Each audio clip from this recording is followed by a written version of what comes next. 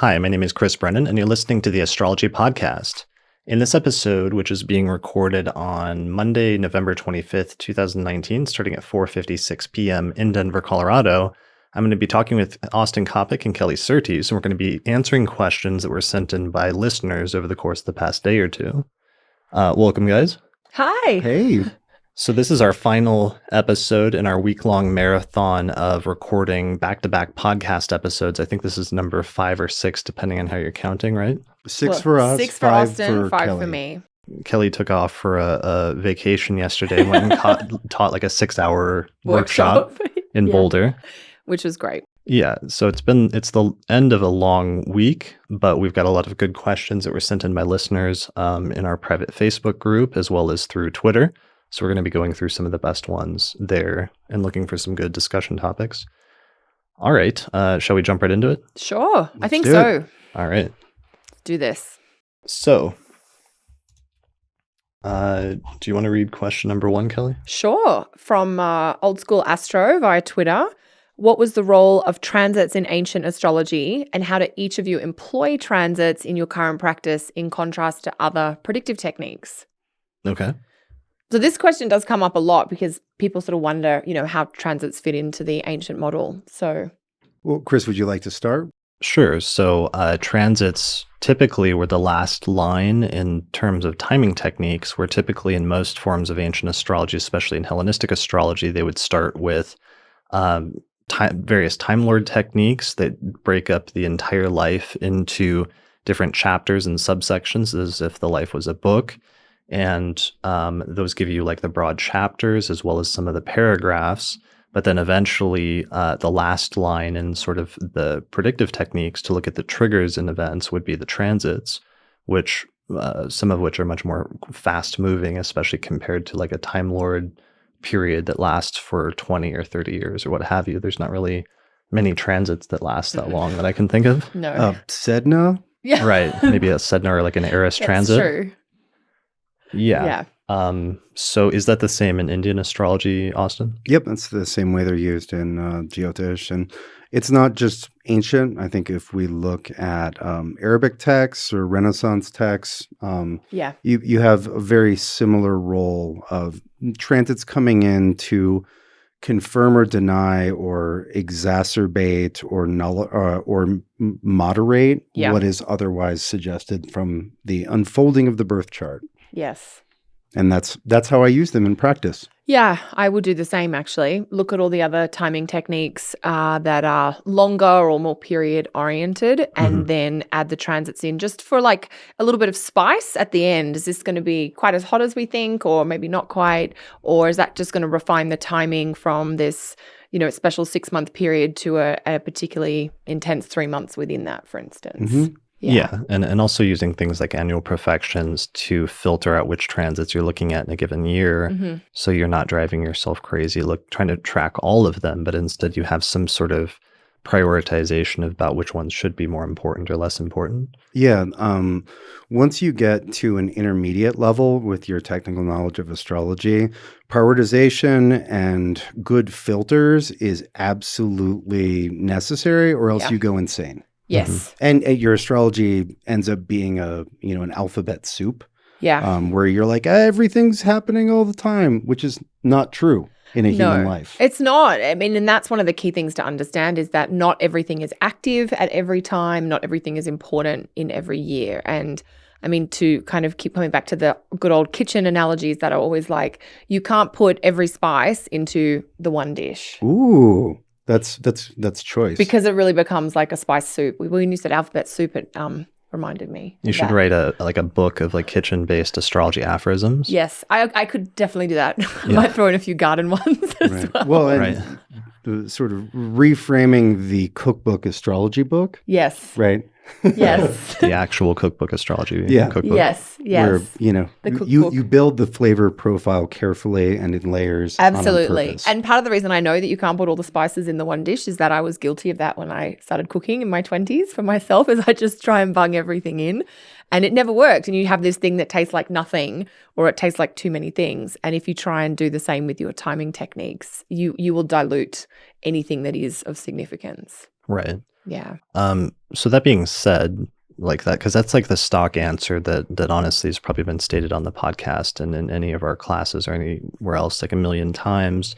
But I still pay attention to my transits on a semi-regular basis in terms of if I am paying attention to the transits in the sky on any given day, which I normally am, like I automatically know what relation they're going to have to my natal chart, and still am paying attention to ones that are going exact or ones that look more important or more tense for various reasons. Although then I'm just adding additional filtering on top of maybe paying attention to certain ones more, knowing that they're activated as Time Lords in a given year, or thinking about others might not be as important if they're not activated as Time Lords. Yeah. So I similarly keep track of pretty much all of my transits all the time. And those I can realistically expect those to affect my daily or weekly experience. Like whether, this was, a given day is like, a little extra annoying or whatever. But, I keep that separate, or there's a boundary between what is going to carry a larger narrative forward, like the story of the year or the story of the decade, what is relevant to longer lasting effects versus like, yes, that told the story of that really annoying 5 minutes. Right. And it's not that 5 minutes or an hour a week isn't real. It's just of less import than something which is moving a much bigger story forward. Yeah. Yeah, and I think the places where we get the bigger story would potentially not always come from transits, but the transits can, factor in there. Well, Chris said at the beginning, triggers. Yes. Right. Which I see a lot, where it's like that transit ignites or catalyzes what's promised by a technique with a longer perspective. Yeah. Although one of the things I think it's important that I took from ancient astrology, but then incorporated into how I was already doing and how modern astrologers are already doing transits is just paying attention to sign ingress as the beginning of the transit, and then the transiting planet departing from the sign as the end of the transit, and then the exact transit itself often being the peak or the most pivotal moment during the course of the transit, but realizing that most transits actually are much longer term affairs than you realize when you take into that account. And when you are paying attention to that, especially some of the outer planets, they almost do take on almost more like Time Lord like quality when you're paying attention to, like, let's say a long Saturn transit that's taking 3 years to move through a sign, and like you're hitting pivotal turning points at various points during the course of that, like when it goes exact. But that doesn't mean that the overall trends and the overall experiences associated with that time in your life aren't still active long before or long after the transit has gone exact. Yeah, and that, if you're looking at the sign-based Saturn return, for instance, that could potentially cover 3 years or 3 birthdays, so 3 different perfected years. Right. And you may, in one of those perfected years, go into a house that's ruled by Saturn, which can then further emphasize the transit for part of that. So there's a lot of layering and then a lot of prioritizing, I guess. Yeah. Yeah. And one of the things also is just that's such an important word, prioritization, because it doesn't necessarily mean that some of the transits, it's just about what part of your life they will manifest in, and using the perfections, especially advanced perfections, to figure that out. So sometimes it's not that a transit won't do anything. It's just going to do it in a part of your life that might not be as important or crucial in like a global sense at that time. Yeah. But still can be important to pay attention to it, because it could be affecting some person in your life, activated relative to a perfected house or something like that, that very well could still produce an event or something notable that's worth observing. And that's when things actually get a little bit complicated, because even though we have the boilerplate statement of Time Lords are used to tell you which transits are going to be active and which are not, when you get into the more advanced methods of like perfections and stuff, it gets a little bit more complicated than that. Yeah. Well, every sign in the house is perfected for 1 month every year. Right. Yeah. But even that means that, the sign in which Saturn is currently transiting, that's perfected for 1 month of the year as opposed to being perfected for the whole year. Yeah. So these techniques they literally tell you how much of the time to worry about that or how much of the time to be excited about that. Yes. Yeah. The time frames are built in. Yeah. But in terms of techniques, I think transits are one of my 3 timing techniques at this point. I use zodiac releasing, profections, and transits. And I don't, even though I know there's other timing techniques that do things and can be useful, like secondary progressions, for example, I don't have it incorporated into my regular approach that much at this point. Yeah. But I know you do. Well, like what's your deck of timing techniques? This is a good piece for this. I use secondary progressions, annual perfections, Fidaria, and transits. Okay. And then there is a component that I do of working with annual perfections where I also bring in the solar return chart. Solar returns. Okay. Yeah. Yeah. What about you, Austin? So let's see. I use zodiacal releasing, perfections, transits, natural years of the planets, Vimshodari Dasha, and more and more Narayana Dasha. And then there are a few very topic-specific timing techniques that I'll use. Yeah. So it's good for people to understand that even between the 3 of us, there is quite a variety in the types of techniques that and we all use a different number of techniques as well.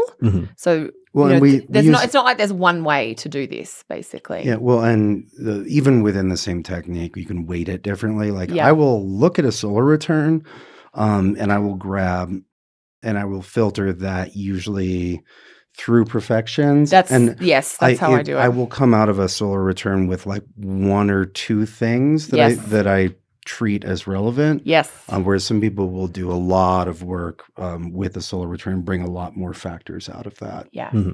Yeah, so I use the solar returns similarly in like a qualifying way to get some extra detail about the annual perfections. So they're very much a paired up piece. Yeah.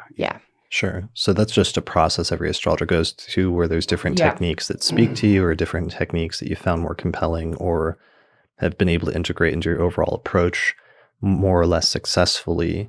And everybody ends up developing a unique overall approach as a result of that. Absolutely. Yeah, absolutely. But I think transits is like nobody swears off transits, basically. Nobody doesn't use transits, basically. Yeah. There's probably a contrarian out there, but there's like some anti-transit contingent. But it would be safe to say it's one of the most common and most widely used timing techniques today. Well, because it's literally where are the planets in the sky right now and how does that relate to? Conceptually, it's like the easiest timing technique for students to often pick up because it's like it's just where they are now and how is that aspecting your natal chart.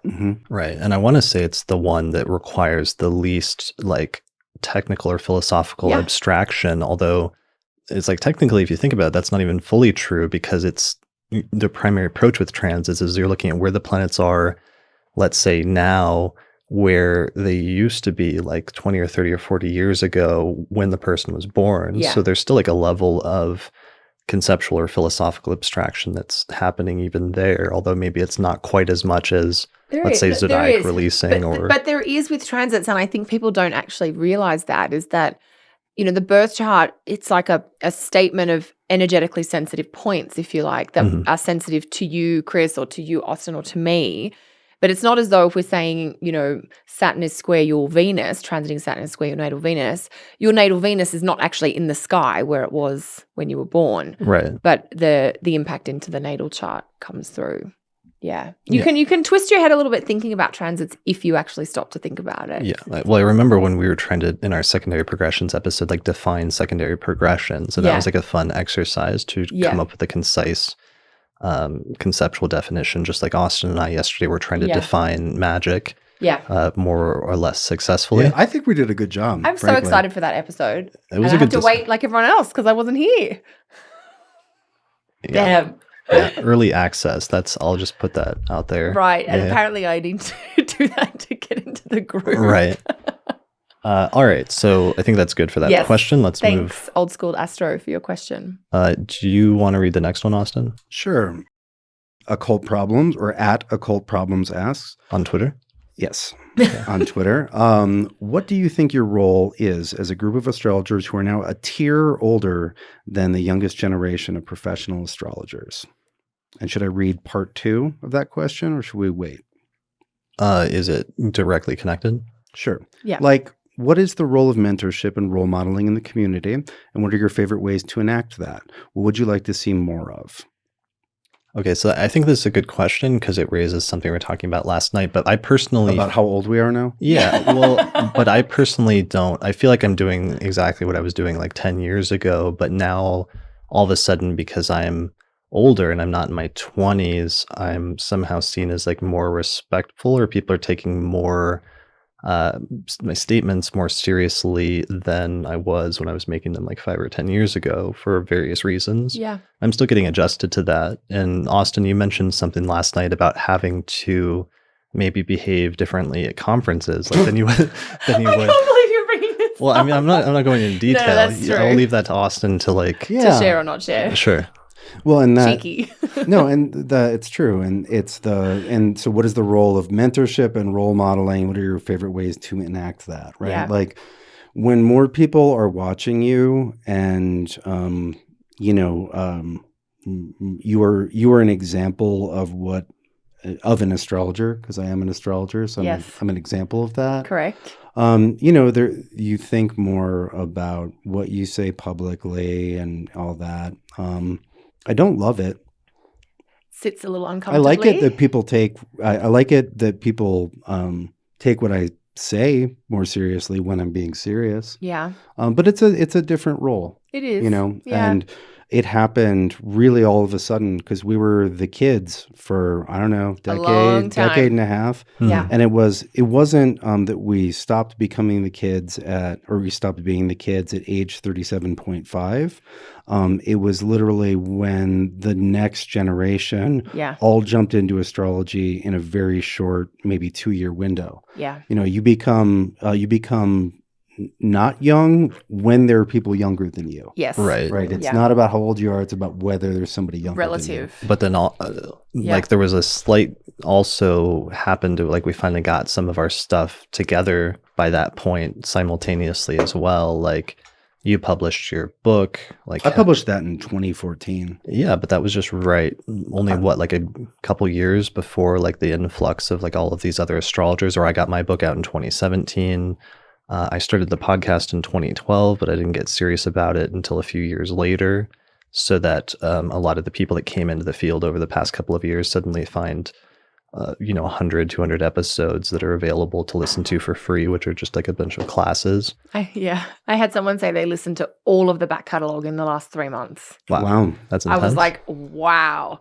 And they were just commenting on the development of our show, like how that has grown over the time. Anyway. Yeah. But it's like if you're just doing anything, but you put it on a long enough timeline, then all of a sudden it really adds up and builds up to something over time. Yeah, it can, from that perspective, people can think, oh, it's sort of like, that overnight success thing that's a long time coming because you're doing it for, 10 or 12 years. And then all of a sudden just the dynamics around it become different. But as you said, Chris, you don't feel like you're doing anything that differently. Sure. But it's been progressive. So I don't know, I guess I see part of our role, or my role, I guess, to provide support or guidance to the extent that we can. This is what worked for us, give it a shot, but how are you finding it? Because the environment has changed, the way social media and the internet has exploded, the way YouTube is really creating and offering both for new astrologers to learn, but also to share their material. So I think, this was something I talked a little bit about in a keynote that I gave at the SOTA conference like in 2014 or 2015 about the idea of like we're all walking down the same path. We're just at different places along the path. And we sort of follow in the footsteps of the people who've been down the path before us. And so we benefit from the people that have gone there before us, and we can share, look back and point out, there's a pothole over there, don't try that kind of thing. Or actually there's a shortcut if you go right here instead of straight, so just being able to provide that support. I went the long way. Yeah. You don't have to do that. Yeah. I think, that's part of how I see our role. And part of for me is just leading by example and like doing what I would naturally do. And we're all doing it sort of publicly, but trying to do our best in that and put our best foot forward to whatever extent we can, while occasionally paying it forward, because I definitely got a leg up by getting help at various points by certain older astrologers like Demetra, or some of my friends at Project Hindsight, or even having Alan Oken on and telling the story about how he just like handed me $40 once at a conference that I showed up to, where I was like broke and destitute. Yeah. And that being something that meant a lot to me at the time, even though it was sort of a blow off thing for him. Yeah. But thinking of that and thinking of ways that I can do that to pay forward the sort of goodwill that was shown to me by some of the older previous generation when I was coming in. Absolutely. Yeah, 100%. Yeah, I think of what would I have appreciated 10 years ago? Mm-hmm.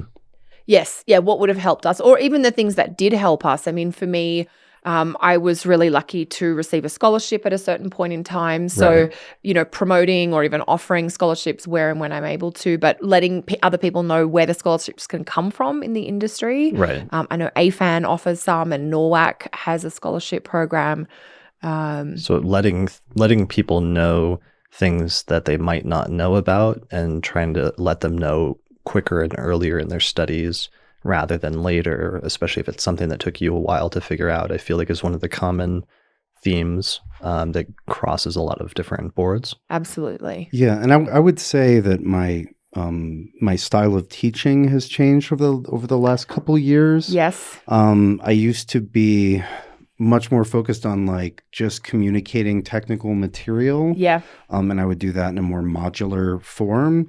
I've shifted to primarily doing like year one and staying with the same people the whole year, or year two. Like shepherding them through. Yeah, and much more pathfinding with them rather than like, here's the technique. You do what you want. Yeah. I did my job in teaching it. You go off and practice, et cetera, et cetera. But I think that's actually one of the pieces, as you're talking that through, Austin, it's sort of coming together for me, that it's not just about putting the material of the technique out there. I think one thing that is part of the changing dynamics in astrology today is offering more of that guide type approach where you're teaching, but there is also that shepherding or mentoring with it. And I notice I'm getting a lot more inquiries about mentorship type offerings where people can be guided not just through the material, but also how to work with the material, to work with astrology, that type of thing. Mm-hmm. So, yeah. Anything you want to see more of? Yeah, I guess that's our final question. Is there anything you would like to see more of? I'm trying to think. More good, less bad? Yeah. I mean, I'm really liking what's coming through conferences like NORWAC, for instance, where there's a lot more diversity in the speakers, both from an age, but also a whole wide variety of voices are being more represented. Right. And I really like seeing younger astrologers or newer astrologers getting into the speaking kind of pathway, because then their voices start to be contributed, they get amplified into the community. Yeah, and there being a greater sense of like diversity in the community rather than just it being more of a like homogenous thing. Yeah. Yeah. Yeah. Absolutely.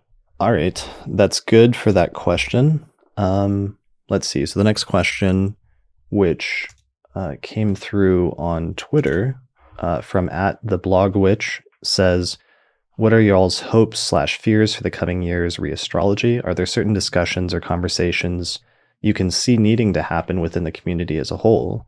Are there any upcoming configurations that bode positively/negatively for the rise of astrology?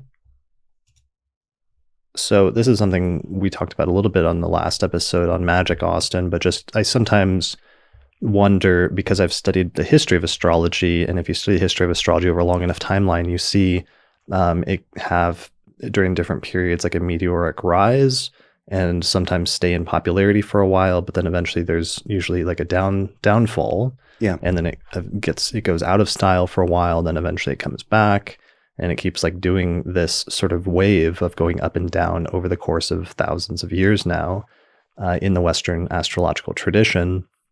So with the sudden rise in popularity of astrology over the past 2 years, I do wonder if there will be any sort of resistance to that, or like upswelling at some point of like skeptical sentiment, or even as certain concepts move more into the public consciousness, like Mercury retrograde or Saturn return, if there's any backlash to that. Like I have actually heard somebody in like a barbershop once I talked about a few years ago, sort of like mocking the concept of the Mercury retrograde and how their dumb roommate was always freaking out about this planet changing directions and how they were annoyed by that. So I do wonder either that, or if any astrologers, as astrology gets more popular, if anybody's sort of messed something up, if it could enact any sort of either political or religious opposition, which is another thing that astrologers periodically have to deal with. Yeah, I've been thinking about this quite a bit. I think my expectation for the medium term, so next 5 years, I think that there's been a wave of interest the last couple years. And I think that we're nearing the crest, or just past that crest of people getting into it. What we saw was basically a whole generation, which the millennials in the United States is the largest generation since the baby boomers, kind of all finding out about astrology at the same time. And I think that we're approaching a plateau of interest, which isn't like a hugely contrary backlash or another giant rise. I think the result of the pro and con forces will be that we'll be at that plateau level for 5 years or so, and that plateau level is higher than it's been for a while. But those are my expectations for that medium term. Yeah, and Austin and I had talked a little bit about this last night, just around the large influx of new people and new voices coming into astrology. And I guess, for me, I think a part of me just does want to have like, okay, let's kind of gather everyone together, or everyone just to find their place within astrology, and that the new people that have come in are able to settle into it and to get their training under their belt. And I'm kind of excited to see, 5 years from now, once the big influx we've had in the last couple of years, once those astrologers come into their maturity with the material and start to teach and build their own client practices, I'm excited to see how they're going to help bring the industry forward. Yeah, one thing that we talked about at dinner last night that I think is worth repeating is I think we're all very, should we say, pleased with the next generation of astrologers, or the next age tier. Yeah.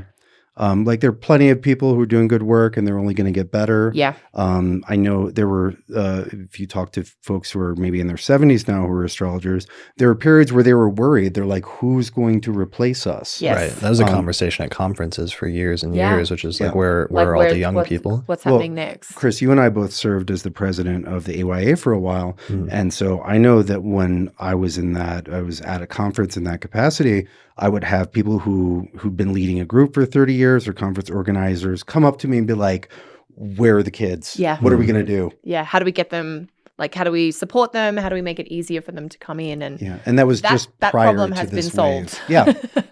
Yeah. Yeah. So that's definitely hopeful and positive. One issue we did talk about also last night, just to keep bringing up all the dinner conversations we've been having this week. We forgot to bring the mic. Sorry. Yes. Yeah. Next time. Although that might be problematic in and of itself. Yeah, I don't no know mics at dinner. Okay. So one of the problems that's a potential issue, and I've talked about it before, is just the need to revitalize local astrology groups and the local astrology scene, which I feel like in some cities has been withering for years now. And sometimes the current local groups are not as welcoming or easy to join and get integrated into as they could be. And I hope, especially with the rise of the internet, with so many people connecting online and just having entire friendships and learning astrology entirely online, that some of those people do sort of still see the value of meeting up in person, and that especially the local astrology group scene doesn't completely die out over the next generation. But I think in order for that to happen, more of the young people are going to have to take it into their own hands either to get involved in the current existing groups, which can sometimes be good, but sometimes can be difficult. It's harder to like move into an established power structure and attempt to like change and revitalize things than it is sometimes to just start your own group and like start doing your own thing, like start a group on Meetup and start meeting up informally or formally with a group of other astrologers and see what you can get started. Yeah, and that's actually something, to answer the piece about what we would like to see more of. One thing I'd like to see more of is that resurgence at the local group level, if you like. And I think the way that's going to happen is independently from the astrological organizations. Right. And that might be a little bit of a controversial opinion, but I actually think things like Facebook groups, Facebook pages, Meetup, there are so many ways that I'm in a stage in my life where we're moving around a lot for various reasons. But if I have thought many times in the past few years, if we knew we were going to be somewhere for 5 years, I'd start a local group just to create that community and that connection because getting together in person is so invaluable. Sure. Yeah. One thing I would just add to that is that even though, people of different ages and from different places can all relate to astrology, and astrology can tell all sorts of people interesting things, there is such a thing as generational culture or subculture. And that there, for a lot of the people who got into astrology during the previous peak in the 60s and 70s, have different priorities as far as what they're interested in doing with their astrology than people who maybe got into astrology, 26 months ago. Yeah. And that I've seen there be issues with those sort of the conflicting priorities of different generational subcultures where you put a 27-year-old into a group where the median age is 56. And it's not necessarily that the older people are mean and unwelcoming, but they're focused on doing something different than astrology than somebody, who just got into it, or who's been in it for 5 years but is of a different generation. They might have a different priority in it. If different flavor profiles to come back to the cooking and food. and they use different spices. Some groups will change and include those. And then in some cases, there may be a necessity to start new groups. Yeah. It's not the technology, the tools are there to start groups pretty easily. Super easy. Yeah. So. Yeah. Like Meetup or Instagram. Yeah. I started my own group here in Denver in 2008, and there was already 2 other existing groups, but wanted to do some things a little differently and wanted to inject a new direction in terms of just what I thought would be interesting and what I thought would draw in like younger people. Yeah. So using something like Meetup, using new technology was one of the things which at the time was like new up and coming thing. Yeah. And helped to set us apart. I've seen other people like Kelsey Rose in Chicago using like Instagram to create a new local astrology group there, and they're sort of revitalizing the local astrology scene in Chicago through that, and that's been exciting to see over the past like year or so. Absolutely. And I think there's a Facebook page for like Astrology Brooklyn, for instance, to create a group outside Manhattan. And like Shakira's meetup groups where she does dinners. That's right, where she organizes dinner. So there's because we did get a question, I think, about local groups.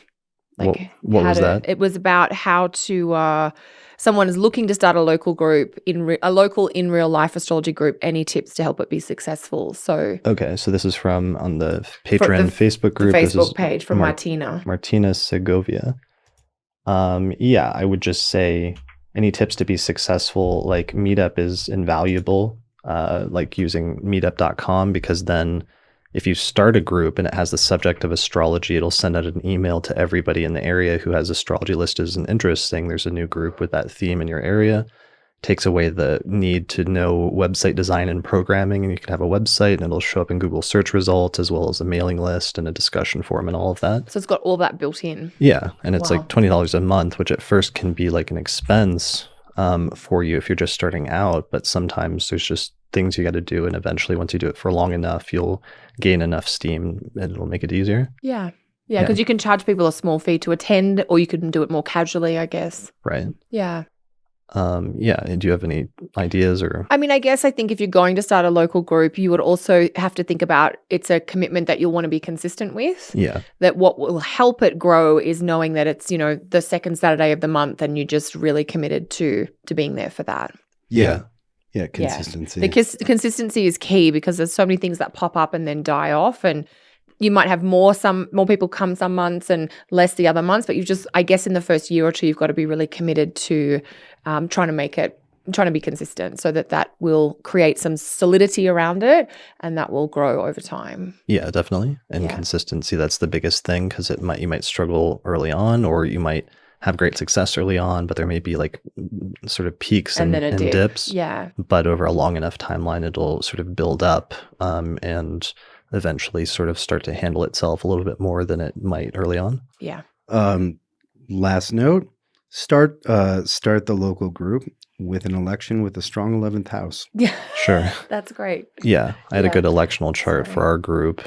That was an electional chart I had seen like 2 years earlier, and I knew I wanted to do something with. And then it just sort of happened that I was ready to start a group around that time and ended up using it in Denver in like May of 2008.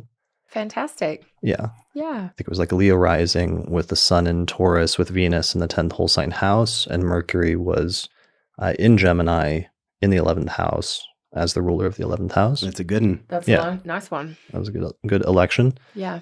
All right. Is that good for that question? Yeah, I think so. I think we're up to Adina's question. Do you want to read the next one? Sure. Adina Herzl via Twitter.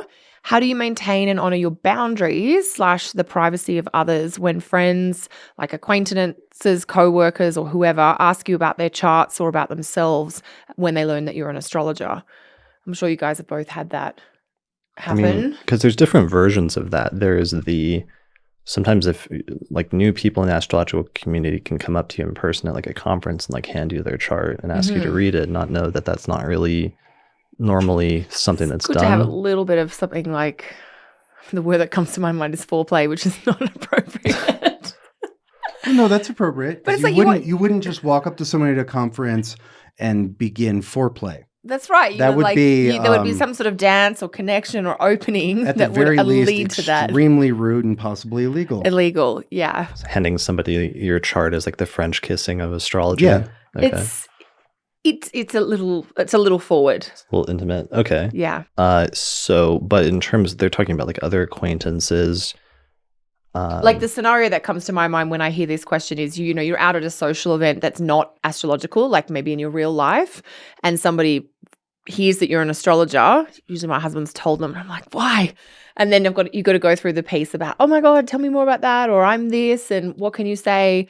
I mean, I had this very weird experience recently where I'm booking a room for a workshop next year, and the gentleman that I'm working to book the room through obviously knows what I'm doing. It's on my email signature and the title of the workshop and what have you. So we've had the business emails, and then he sends me an email telling me he's turning X age and his Y sign, and do I have any insight for him? Wow. So I just thought... I mean, and usually it's more, they'll just say their sun sign or something like that, and there's not much you can do with that. Yeah. If you're used to like reading full-on birth charts. Full chart. Yeah. So that's the more common scenario, which is just annoying. There's not much you can say. Yeah. Yeah, smile and nod. Smile, okay. I mean, I guess the question is like, how do we handle that? So what do you guys do in these instances, or what have you done in the past? Well, I don't have coworkers. I guess y'all are my coworkers. Yeah. I don't know. It doesn't come up very often. Okay. And for I don't know. We were talking about the questions earlier. Yeah. And I remember there used to be boundary problems where people are always trying to get me to do stuff. And I don't remember what I did or what behavior patterns I shifted into. But for, I don't know, the last 5 years, like people are very respectful about my boundaries. Yeah. I mean, they probably just assume that you're really busy. Like I get that a lot, which is true, that I'm actually extremely busy. And if you email me a question about your chart, like out of the blue, I don't really have the time. And that would also be like knowing that that's your job, and that you charge by the hour, so people pay you for your time in order to like look at things. So that's like a related sort of side question, which is like sometimes if, let's say, a client has a follow-up question like a year later. I heard somebody asking about this recently, and if they should set aside time for that or if they need to book a separate consultation. And I think it's pretty universally agreed on amongst like consulting astrologers that you would need to book like a separate consultation or a follow-up for something like that, right? Yeah. Yeah.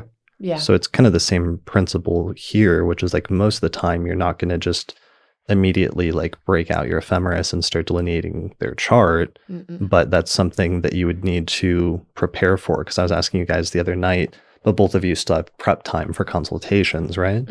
Absolutely. So that's part of the answer to that is like, if you wanted to sit down and do this, then we would need to book a consultation so that I could schedule time and sit down and actually review your chart properly in order to make any statements about it. Whereas just making some statements off the cuff might not be good for either of us.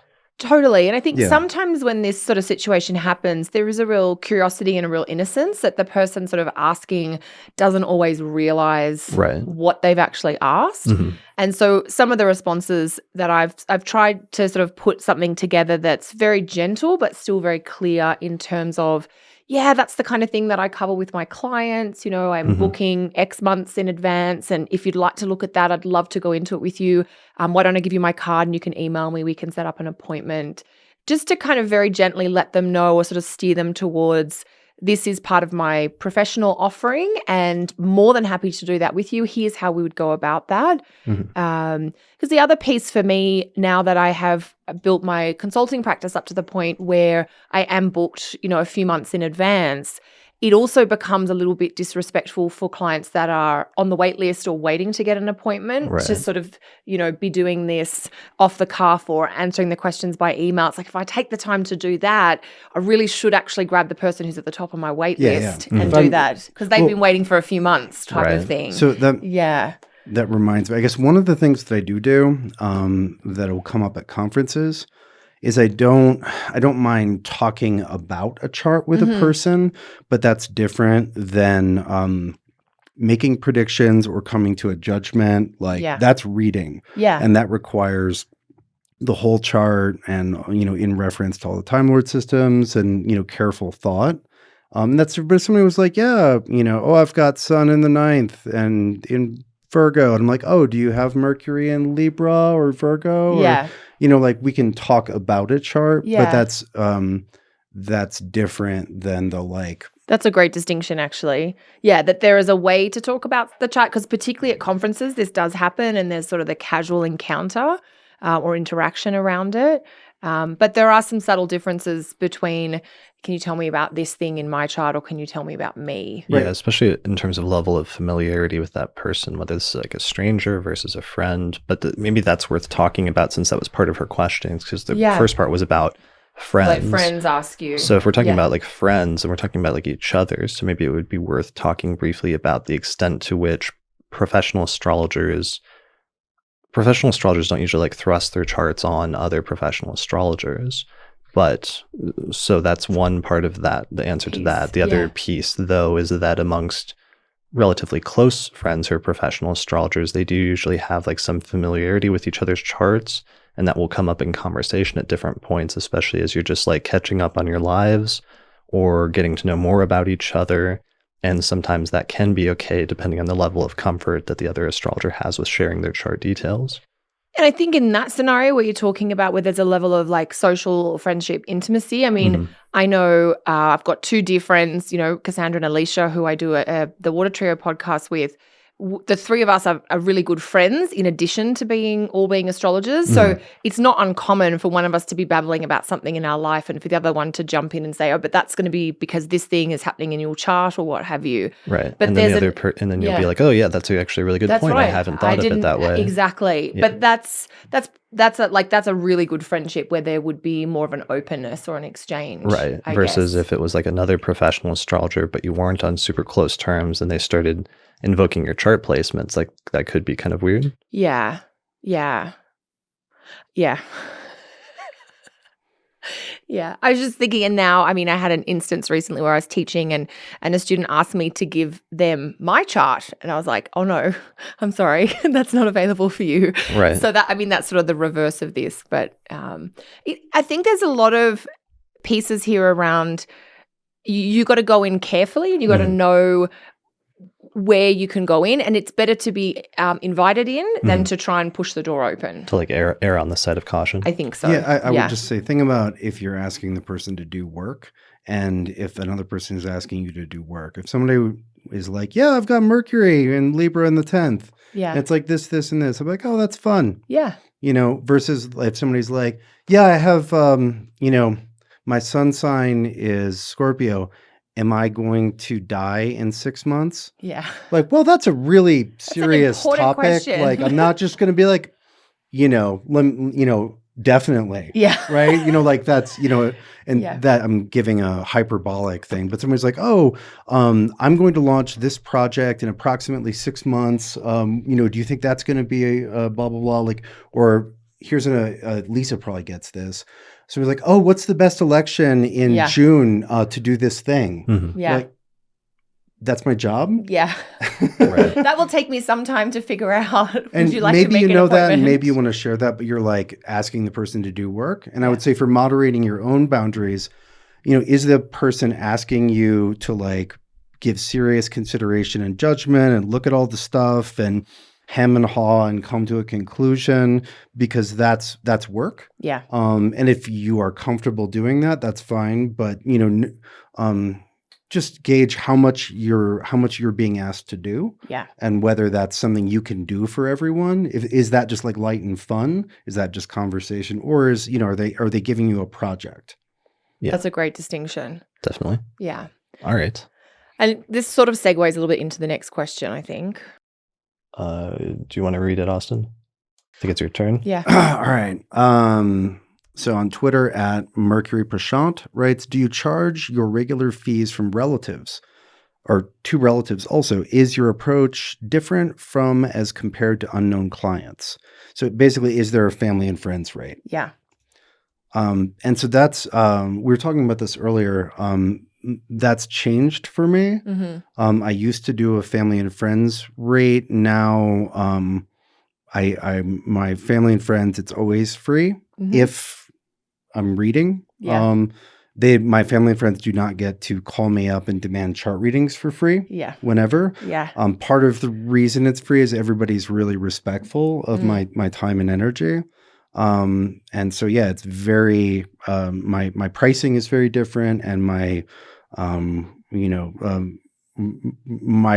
relationship to whether, like they don't have to wait in the 7-month queue. Yeah. If like my cousin's having an extremely hard time and something's going on, like, yes, I'll read for you next week. Yeah. Which is different than, a rando. Yeah. And in terms of friends, there's probably different like layers of friends that are like in that circle versus that might be like outside of that, where they would have to just like sign up for a normal consultation or something. Yeah. The friendlies. Yes. And what this question and the previous question are really speaking to is about boundaries and how we hold our practice of astrology within the context of our normal social interactions and relationships. Mm-hmm. I don't have normal social interactions, Kelly. Tell me of this. Well, and also like what happens when astrology is your hobby versus when it becomes your full-time job. Mm-hmm. Yeah, because I can see instances where if it's more of a hobby or you're trying to maybe build a practice, you might be willing to do a little bit free to allow people to get a sense of you as a practitioner. Yeah, or what when have you need to get practice in. Yeah, when you need practice or you're trying to, build clients. Yeah, for me, like early on, that's like all you're doing is you're doing like Absolutely. friends and family and work. 100%. And you probably won't be charging them. I kind of returned to that in a certain way over the last 2 years, like doing the Vedic astrology class. I was like, oh, it's all this new stuff, and I need data on this, Gotta and I need practice on this. Yeah. And so, yeah, I was like back to 26-year-old Austin, like trying to read everybody's chart. Yeah. Yeah, so I do have a friends and family rate, and it's really a friends rate because my relatives, my siblings, I would, give them all sessions free. And I do read for some of my family members, annually or what have you. They're curious and they're just interested to see what astrology has to say about their chart for the year ahead or what they're dealing with. I remember a gorgeous, and this is where the casualness is appropriate when there's a level of intimacy. My sister-in-law, my brother and I were sitting around, probably 2 or 3 years ago now. and they sort of, they're talking about having their second baby, and, every now and then my brother's not super into it. He gets a little bit sort of, I don't want to, hear things that might make me, go into weird spaces, but his partner is really into it. And they sort of said, look, when would be a good time for us to have a second baby? And because I know that both their charts, I sort of said, well, the last 2 weeks would have been fantastic for you guys to conceive because they have moons in the same sign and there was a Jupiter activation going on.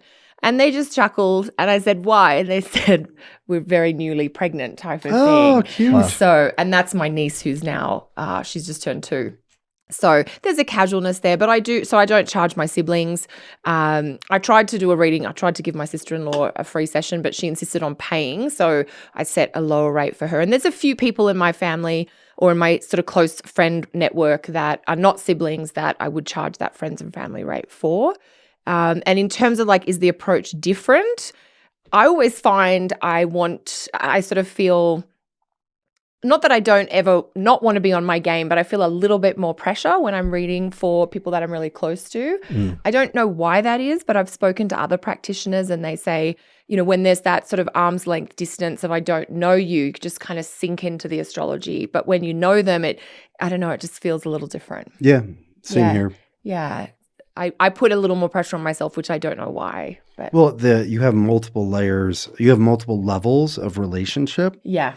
And so, you are a friend, maybe you're a friend and a sibling-in-law. Yes. And, you're going to go on vacation together in 3 weeks. So there's more dynamics. There's more pressure, in a million years ago when I worked in the psychological field, one of the things that we talked about a lot as far as professional development was dual relationships. And how it's very difficult to have a therapeutic relationship with someone and a friend relationship at the same time. Yeah. And so the more layers you have, the more complicated it becomes, the more you have to navigate. Yeah. Right. And it's also tricky, obviously, because with family members, a lot more about that person's life going into it. And you've already studied their chart probably pretty extensively up to that point and have some specific opinions already about how certain parts of their chart play into their life and various events or various characteristics they have as a result of that. And certainly attempting to maintain some level of objectivity when dealing with people that you've had close relationships with your entire life can be a little bit tricky. It's not impossible, but certainly being conscientious of that dynamic in your own relationship with them or even synastry with them can be kind of important. It's a delicate situation. Yeah. Well, and also, I think for the entire time we've been together, I do a birthday reading for Kate every year. Yes. And so I am more attached to things going well for her than I am for anybody else. Right. Yes. And I am, I am more concerned for difficult things for her than I am for anybody else. Yes. And so there's a stronger emotional pull both ways, which isn't impossible to navigate, but it's something that you have to navigate. It's just, it's a challenge. Yes. Sure. I mean, your partner's chart or anybody you're living close with on a daily basis is going to be one of your primary study tools on some level as an astrologer, just because you're aware of it. I mean, this actually came up with the episode with Jessica, and she had a very unique, somebody asked this question about looking at your partner's chart and how often do you do it? And she said she doesn't ever and never did. And only first looked at her partner's charts like 5 months into the relationship, which is fine, and that's her specific approach. But I did note at the time that was extremely unique relative to what I know about most astrologers, I feel like, in the astrological community. Well, so one thing I just want to throw in, the closer you are to someone, the greater the chances that you show up in the chart. That's true. If I'm looking at Kate's chart, it's like, oh, you got all this stuff in the 7th house happening. Yeah. Right. I guess there will be benefits from partnership, or wow, that looks like a really hard time for you and your partner, right? If it's a friend, the 11th house looks like, anyway. Yeah, no, that's a really great point. You can literally be one of the transits that you're trying to describe or to time them. words or whatever. Yes, that's so good. I mean, Chris, I don't know how you feel about this. We did get a question actually directly to this, which Austin is starting to answer. Sure. From Joey Puopolo via Twitter.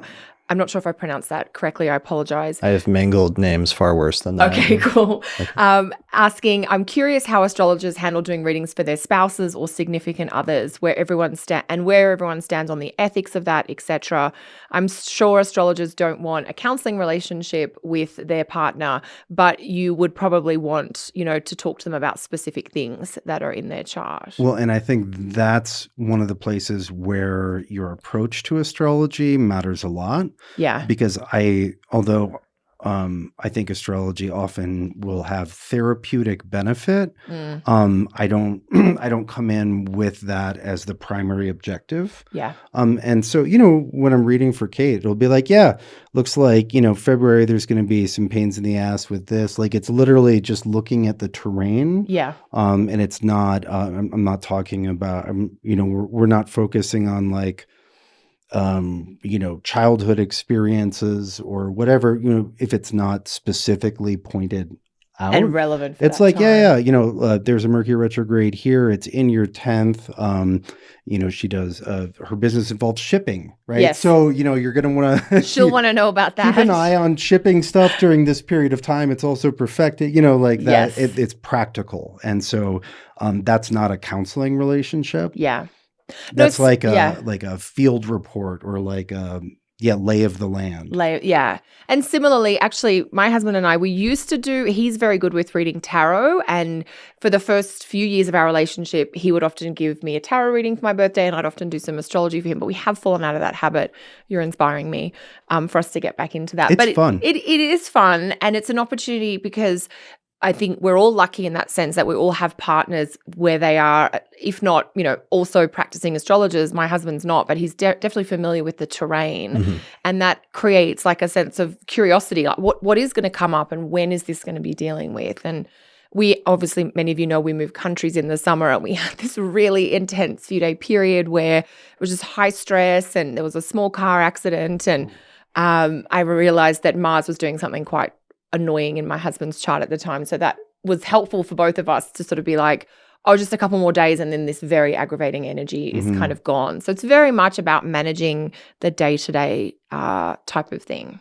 Yeah. How do you guys handle that? Well, and definitely being in a relationship with somebody else that is an astrologer creates more of a level playing field compared to like if you were the astrologer and you're that's true and your partner's not. Yeah. And that can lead to some like imbalances if you're like constantly talking about their chart or if you're like reading their chart or like acting as their astrologer in some way. Like I could see some problems with that. That would be problematic for many reasons other than just the fact that you were reading the astrology. Yeah. Yeah. Yeah. It could indicate some stuff. But so that being said, though, being in a relationship with another astrologer, Lisa often knows more about what's going on in my chart than I know what's going on a day-to-day basis sometimes because I go in through different periods of like paying attention versus like not paying attention, especially to some of the Time Lord periods that are going on in zodiac releasing.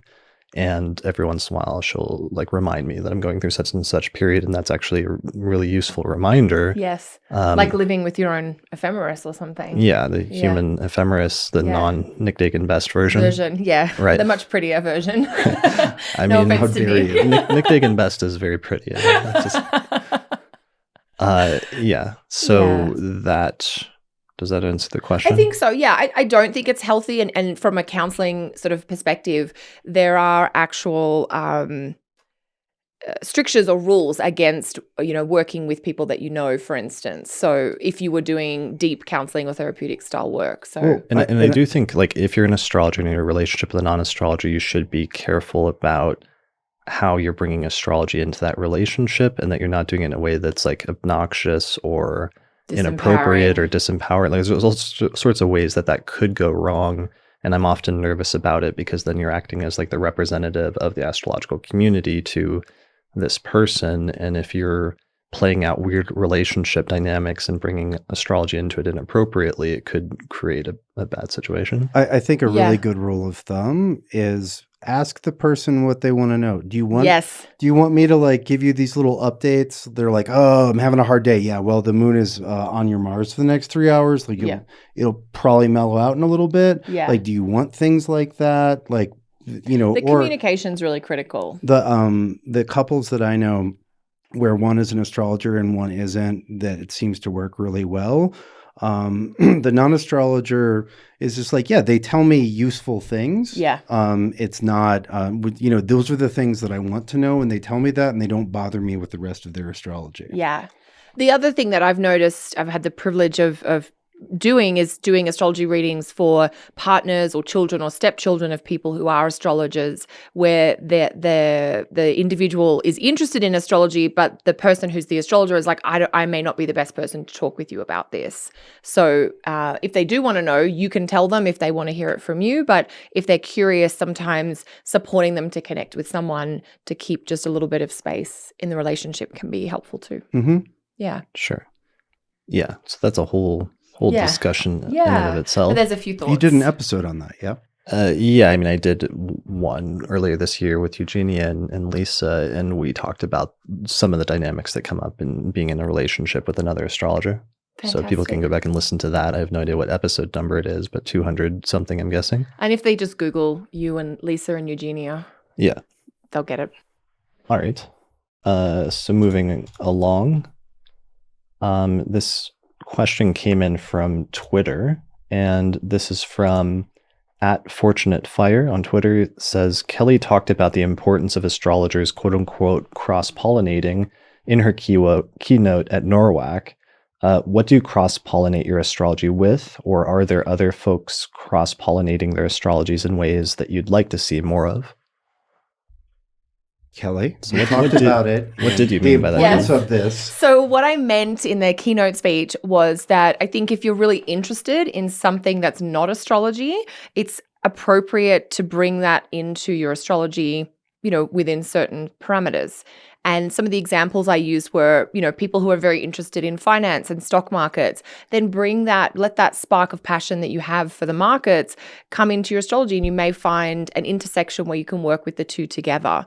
For me personally, I have had an interest in, to do with the body and health and healing via my interest with massage therapy, but also with food and a little bit to do with Ayurveda.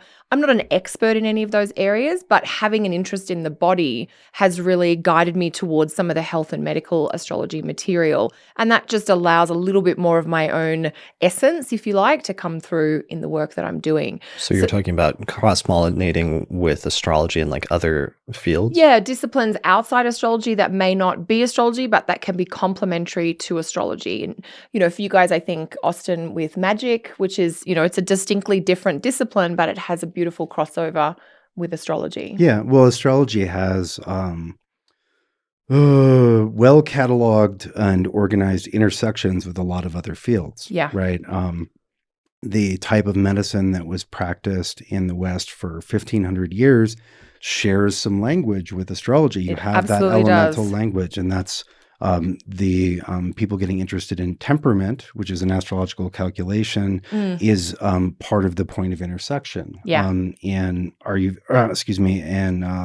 Vedic astrology or Jyotish, there's a very carefully organized intersection with Ayurveda and with Vastu, which is like the Indian feng shui. Yeah, Indian feng shui. And there are a number, if you look at, you could say, geology, because if you look at books, it's like, well, these kind of stones are ruled by this, and these kind of stones are ruled by that.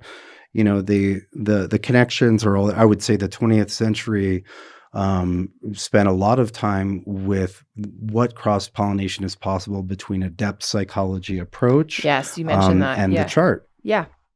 Yeah, and it's the symbolic point that I was making with this was around almost like the keeping it fertile, allowing it to grow, and having these sort of extra pieces come in and adding to the experience. And the 20th century, the psychology crossover, if you like. Chris, I know you're interested in things like the Stoic ideas and philosophy and even history have kind of been a part of how you've explored astrology. Yeah, I mean, for me, astrology became the reason why, you would want to start, it became a motivating factor for studying other fields, like for studying ancient history or for studying philosophy or different philosophies, and their either overlap or their relevance to astrology. I mean, there's so many different... There's so many different ways, and that's sort of the piece about cross-pollination is that as you got further into astrology, you realized if you knew about these other things, then your astrology would be enhanced, if you like. Well, when on some level, you also, that's one of the drawbacks is that you, in order to be able to talk about something in astrology, like you need to have some familiarity with those other areas in order to speak about them most effectively. Yeah. Yeah. Well, astrology is... it's born by a great wind, and it touches many, many, many things. Many things. You can do the astrology of just about anything. Yeah. Well, I mean, let's talk about some of those other fields. So just like other meta fields, like psychology obviously is one of them. Yeah. But also like, let's say geopolitics and mundane astrology. Of course. Yeah. Or finance, like studying stock markets and like stock market cycles and financial astrology. Absolutely. Art or art history and some of the crossover with like Venus or other astrological placements that might be tied into that, either in signatures of artists or in terms of different eras in art history that might be indicated by like longer range cycles. Absolutely. There's a ton of those. Yeah, you can do history of science. You can do the astrology of the history of science. Yeah. Do the astrology of dynasties, royal families. Yeah, what type of hats are popular at different points in... It's very specific, but you absolutely can. Yeah, you can do the astrology of... Yeah. And that's one of the reasons why sometimes when people ask me, if I've had occasionally like somebody write in saying that they're in college right now, but they want to pursue astrology as a career and they don't think they're going to stay in college because they don't think they can, I sometimes do recommend that they actually stay in college and finish their degree or even specialize in something while they continue to study astrology, because there's plenty of fields where having that overlap and having that level of knowledge in other fields can be incredibly useful, even if you decide to primarily pursue a career as an astrologer. Absolutely. Yeah, if you're not going into debt for 30 years to finish the degree, yes. Stay in school, kids. Sure. But it's true. And when we think about some of the kind of living legends in our field, they have returned to study like languages or history. I mean, Rob Hand's gone back and done religious studies, or he got like a PhD in classics, and he did a dissertation on Guido Bonatti's like rules for war in the like 13th century. There you go. And Dimitri's gone back and done Greek, learned languages. So there are these other fields that I think both of you made great points. Don't obviously rack up a lot of debt necessarily to be in school, but if you are going to be in school, things like philosophy and ancient history or some of these languages, whether it's Latin or ancient Greek, they will be so helpful to you in the future if astrology is where you want to go. Yeah, because the best astrologers oftentimes are people that also are knowledgeable in other fields outside of astrology, because that really comes in handy. Otherwise, if you're looking at an astrology chart, you may not know, except aside from like a vague sense, how it might relate to some other fields. Yeah. I mean, but that's always been one of my issues with getting into some subsets of astrology, like financial astrology, is I feel like it's not enough just to know astrology. You actually have to have a strong background in finance and in like stock market trends and things like that. And you can't just start applying astrology out of nowhere and suddenly be wildly successful. You actually have to be good at both. And it's the combination of good work in both areas together that creates something that's truly useful. And I think that's the essence here of the point that I was making, and certainly of the question, is that astrology plays well with other disciplines. And so it will reward you doubly so if you have another discipline. Yeah, and it doesn't have to be stock markets if you don't care about money. Right. But if you care about psychology or the body or history, then bring that in as it's remarkably combinatory. Is a word? Yes. Is it a word? It is a word. Okay. It's a big word. It is a big word. Yeah, definitely. So, yeah. And that doesn't mean that you have to have like a college degree in something in order to still do good work in that area, but it might take you extra work and focus and self-discipline to do self-study in different areas that you want to become knowledgeable about, and in order to enhance your ability to do astrology. Absolutely. Yeah, it requires effective study, which can be done in a university setting and outside of a university setting. Yeah. Right. Absolutely. Definitely. All right. Cool. Okay. Did we answer that question? I think we did. I think we did. Yeah. Okay. I should probably take this next one. I think, shall I ask you this question? Yeah, ask it to me. Okay. So, Austin, Yes, Alyssa Kelly. Pashaya from Twitter would like to know. She says, this is a whole Pandora's box you may want to leave closed. No, we've never done that. No. But I want to hear more about how Austin has incorporated his Jyotish studies into his Western approach and the utility of looking at someone's chart in both zodiacs and what can be gained from that / how to reconcile. There's a lot of pieces in there. Yeah, so this is actually not a Pandora's box. It's more simple. The answer is they're separate approaches. Yes. And you can look at you can look at the chart through the lens of each approach and see what it says. But you don't try to make it all one thing. Yes. There are some natural points of intersection where the logic being used is identical. But that just because there are touch points doesn't mean that it's all one soup. Yes. And like I've said before, you learn one at a time. You don't take a Hellenistic course and a Jyotish course at the same time. Which is what I did, by the way. That's what you did. Yeah. And it's very difficult to effectively learn. And so, you just, you have both and you can value both. And there are, So don't try to mush it all into the same. And that's how you avoid a Pandora's mess. And then what is the utility of looking at someone's chart? Sometimes they will tell me exactly the same thing. Which is really helpful, even though I'm using a sidereal zodiac with like a Vimshodari dasha here, and we're using a tropical zodiac with a zodiacal releasing here. If they both tell me the same thing, I can say that with a greater level of surety. Mm-hmm. If I'm looking at things that are already knowns within a person's life, like this thing is happening, how long will this thing last? Mm-hmm. Or, is there anything I can do about this thing while it is happening? Sometimes that will show up much more clearly and be timed much more clearly by one set of techniques than another. Yeah. Sometimes it's like, oh, so that began 22 months ago. That's exactly when you entered the zodiacal releasing period. Mm-hmm. And it's at this state now, and it tracks perfectly to that technique. And then at other times it might be, oh, you just entered this Antardasha, and that's your experience exactly what that suggests. So I will focus on the technique that both describes and connects with the timeline of whatever is happening. Yeah. So that is utile. That is, that's beautiful.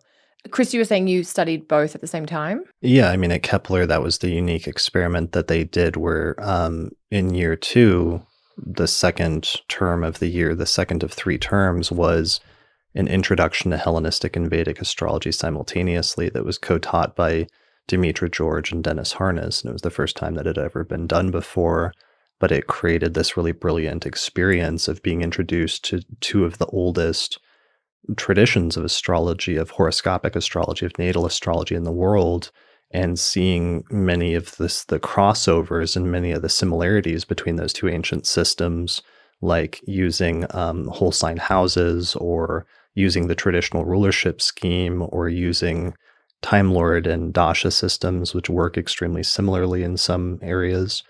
And the same logic. Yeah. Same logic. And seeing the overlap between those was really useful. But then at the same time, you also saw many of the differences in many of the areas where they diverged, sometimes radically, or where our time and distance from them 2,000 years later caused them to diverge radically, like through things like the slow shift of 1 degree per century or per 72 years of the tropical and sidereal zodiacs, mm-hmm.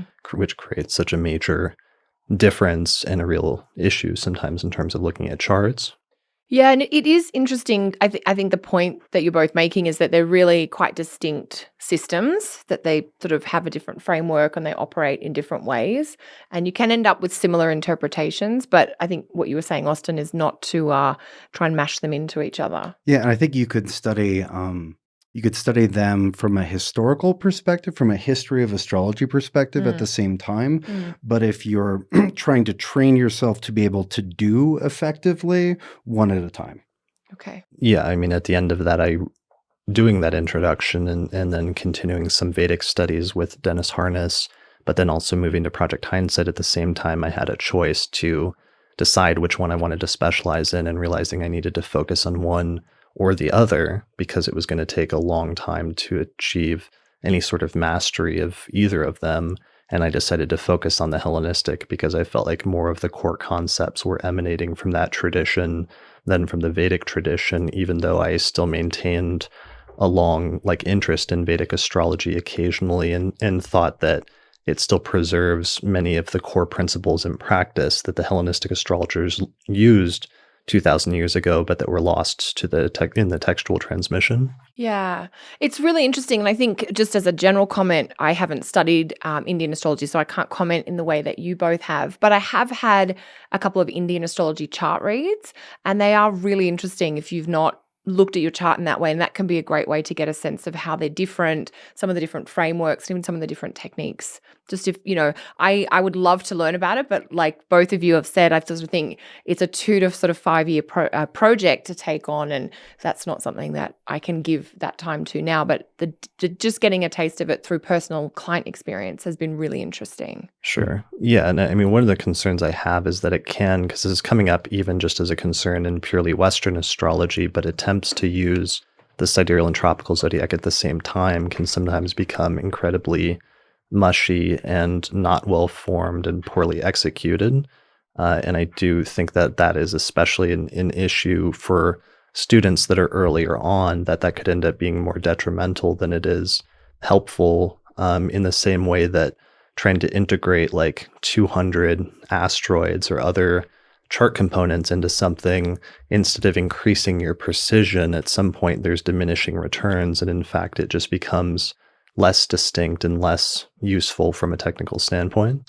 Yeah, the more factors you're going to consider, the more crucial it becomes for you to understand exactly what everything does and what its specific role is. And you have to, if you want to have 1,000 things, you have to be extremely organized in your thinking. You can't just throw 1,000 things at a chart. I mean, that's almost a theme that you've mentioned the alphabet soup today. You mentioned mushy just now. So that's one of the themes. You're like trying to do too many things at once, basically. It's like the alphabet soup that you let sit all day. And so all the little alphabet noodles just kind of turn into anymore. Goo. Yeah. Well, and that's that's the crisis of contemporary astrology, is there's so many different approaches and so many different techniques now. Whereas there wasn't in Western astrology like 40 years ago. It was much more homogenous, but the revival of all of these different ancient traditions and the importing of some of the Eastern traditions from India or other places, and all this stuff gives such a great amount of diversity. And the challenge is going to be basically remaining open-minded and still looking at and entertaining and sometimes taking pieces from different traditions at different points, while at the same time not just attempting to use everything at the same time and creating a hodgepodge that doesn't really mean anything or isn't really effective. Right. Yeah, there's nothing wrong with saying that's not a technique I use, or the scope around the practice that I'm doing is this. Mm-hmm. It's actually a very professional way to approach it, which is to say, I'm working with these particular techniques and I'm not working with those. In the same way that most doctors do not specialize in all things. If you need to get your knees looked at, you go to see a knee specialist. I go to the eye person for my glasses. I don't want the dentist to have a look at my eyes. They're not going to be the right person. So there's something here to be said for, they get out the drill and the pick. Right? Do not bring the drill near my eye. And Chris, I know you're very familiar with dentists right now. Yeah. Yeah. But I think just, being clear, it's okay to say, I don't work with that technique or I don't use this, the antidote to hodgepodge and mushy is clear boundaries. Well, and it's the same thing when we're talking about our different timing techniques that we each employ earlier, which is like each of us has gravitated towards a certain set of core timing techniques that we use, even though if we have some familiarity with or even recognize some value in other timing techniques, there's still only so much time you have in either a single consultation or just in terms of your day-to-day practice to use what either you've really refined in terms of your approach or what you feel like has been most effective for you in practice for whatever reason. Yeah, there's a difference between knowing about something and knowing how to use it. How to use it. Yeah. I mean, and that's where you guys both mentioned zodiacal releasing, and I'm not where you guys are with that technique. I know about it, but I'm not at a place where I feel that I've had enough time to really learn about it and get the examples up so I really feel like I've got it. So it does come up, particularly after you guys did your Beautiful ZR episode. I had a bunch of clients say, I want you to do this, and I just said, I'm not up to working with that technique with clients right now. So, if you want that technique, this is who I'd recommend you see. But if you're happy for me to use the techniques that I'm most comfortable with and experienced with at this point, then, we can jump in and do that. Yeah. Sure. And likewise, I wouldn't do a whole reading based on someone's progressions. Like I just can't get that much out of it. Yeah. And be like, well, we're going to take these two things and that's relevant to these other layers. But, you have more depth with that and could do more with that than I could. Yeah. And so that's the thing is like knowing how good you are, how much you can do with a given technique and not trying to do what you can't. Yeah. So that's the question answered with a few extras. Mm-hmm. Yeah. Did we answer it? I mean, there is a risk of Pandora's box being opened though. I mean, that's it. And that's what I said, don't mush it all together. Yeah. That's where you get all of the evils that afflict humanity. Yeah.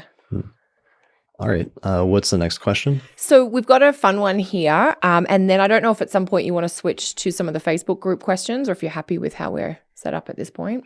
Yeah, I mean, let's keep pushing through what we have in order. So Napatian from Twitter, do you have other astrologers read your charts for you? How often do you look at your own chart? And then as an extra part to this question, what are some good questions to ask when having your first astrology reading?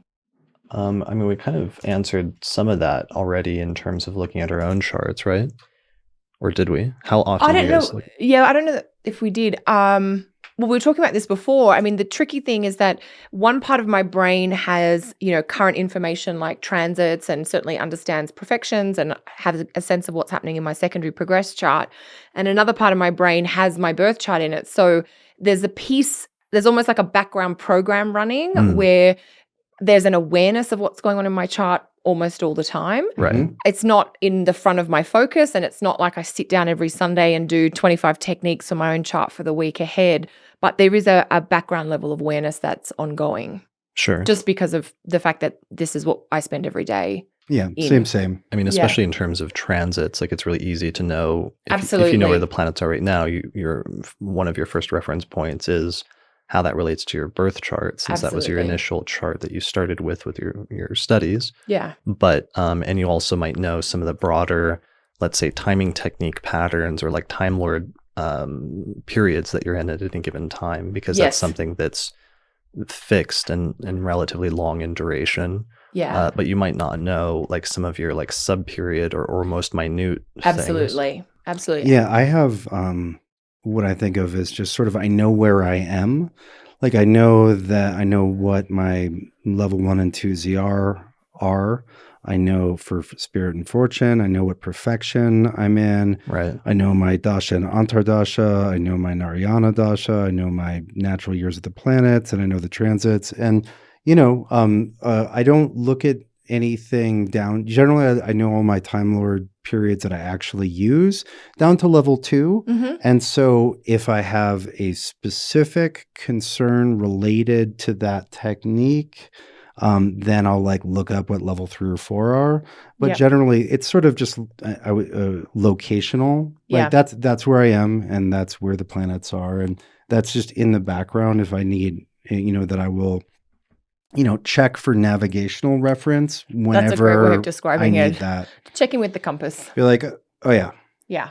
And I 3 guess more months. 3 more months. And the one time of, that I might be a little more inclined just to pause and think would be around my birthday, when the annual perfection's resetting and the Time Lord's changing and that type of thing. Sure. That makes sense. Yeah. Is this sort of similar for you, Chris, or? Yeah, like I'll know what the transits are because I'm often paying attention to the electional charts on a day-to-day basis. And I sort of know if, tomorrow the moon's applying to a square with Mars versus like in a few days it's applying to a trine with Jupiter or something like that. And that always gives me a background knowledge of what the transits are in the sky at the time. So I'm naturally also going to know what my own personal transits are more or less on a daily or weekly basis. Yeah.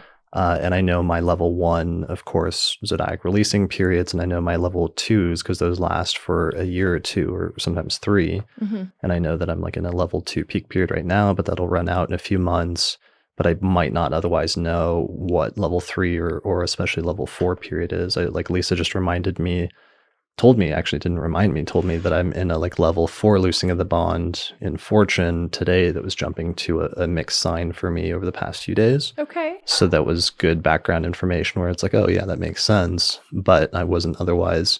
Like I feel like one of the things I've noticed is new astrologers, because your own birth chart is often your primary interest and it's your first reference, like case study, new astrologers go through this process for a few years of being super obsessed with their own chart and applying every technique to it and knowing everything about it, often down to a minute level for quite a while, like early in your studies. And that's relatively normal. But there is some like leveling out of that. I feel like that occurs, at some point. And especially when I occasionally would talk to some much older astrologers, like when I talked to Demetra George or Rob Hand, they were not like obsessed with their chart constantly, like every day. And while they did have some background knowledge of larger trends, it wasn't the same level of focus. There was, in some instances, even a greater level of just like acceptance of just, I need to go about living my life. And that's my primary concern at a certain point. Yeah, I think part of what happens there is that in the beginning, you're in an intake phase where you're taking in the wisdom of astrology, the techniques of astrology, the practice of astrology. It's natural to apply that to your own chart, maybe your partner's or children's or family's chart. So there's a massive intake, but there comes a time where it starts to, like for me, there was the shift. The shift happened partly when I started seeing more clients, and then I was doing the work, but it wasn't all about me anymore. And that was, so we started to have that shift of, well, let's see how these things work, or how can we take them out into the world, and the focus is less on, yourself, if you like. Yeah, I think that's a very real thing. I would also say for me, and probably not just for me, you do all your thinking about not just the period you're in, but the next couple periods. And then when you get there, you've already thought about it. Yes, that's true. Yes, in 2 years, I will enter a new level 1 CR period. I've thought about that and thought of it, considered the parameters of that for, 12 years. Yeah. Like I have a set of expectations that's based on technical analysis. And so, I've already got that. Yeah. I can just reference all of the work that I've done on that. Or like, with perfections, you're like, oh, it's another 6th house perfection. I remember what happened last time. Yeah, I not only remember what happened last time, but I sat down 2 years ago and looked at all my 6th house perfections and looked at the difference by transits, and like I can just open that file and I have a set of reasonable expectations based on that.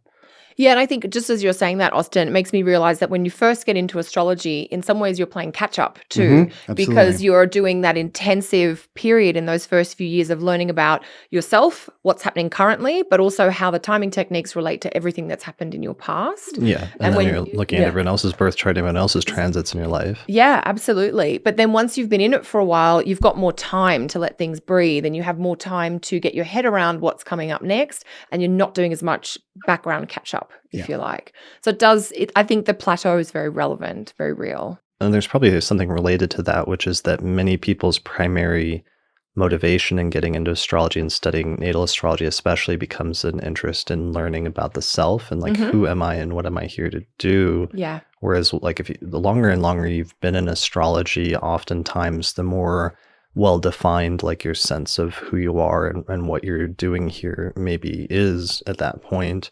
so that the almost obsession with it or that searching for that question might be lessened because you might have more of those answers on some level. Mm-hmm. Yeah, that's a beautiful point. Mm-hmm. Yeah. There was a part to this question about what are some good questions to ask when having your first astrology consult? Yeah. Any tips? For any astrology consult, ask questions that are important to you. Yes. Right? Just ask.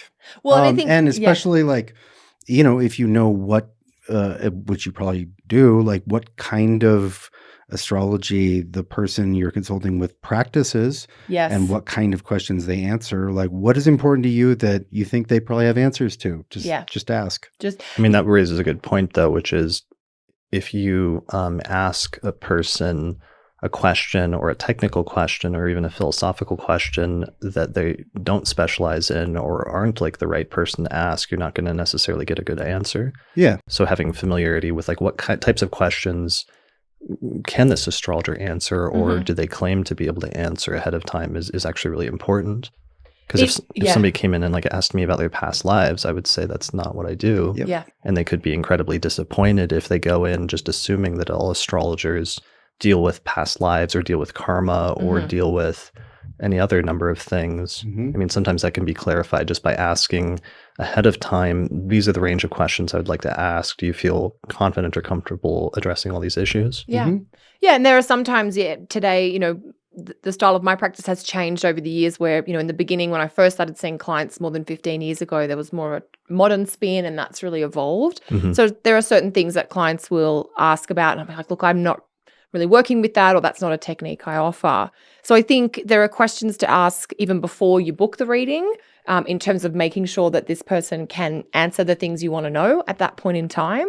But I think one of the larger questions I wanted to say here, or larger points, is that it is good to ask questions. That when you come into any type of reading like this, having a sense of a theme or a topic or an issue that you would like some insight around, the more clear, and maybe this is a layover from my horror days, if you have a sense of what you want to know, it's going to be easier for someone to try and give you insight around that. Yeah, as opposed Couldn't to agree more. The opposite scenario is just somebody, like a client come in and handing you the chart and then sitting back and folding their arms and saying, tell me everything about my life without any real question or any context. And you can do that. And I have done that. And I have had clients over the years that are just like, I'm just curious about astrology. And really what they're saying, and I'll say, so you just kind of want to know about yourself through the chart, and that's at least that is a way in, if you like. It's not essential, like your astrologer can do the chart read without that, but it will help focus your time together. And from the client perspective, it will help give you a sense of that really met my need, or I really got something that I can identify out of it. Yeah, because there's some questions that I would use certain techniques for, and there's other techniques that I would use for other types of questions. Absolutely. Absolutely. So letting your practitioner know what you're after allows them to most adequately prepare to meet your needs on the day. Yeah. So asking questions is good. And even if you do ask somebody, you ask a practitioner a question that's not one that they answer, they'll probably just tell you that. Yeah.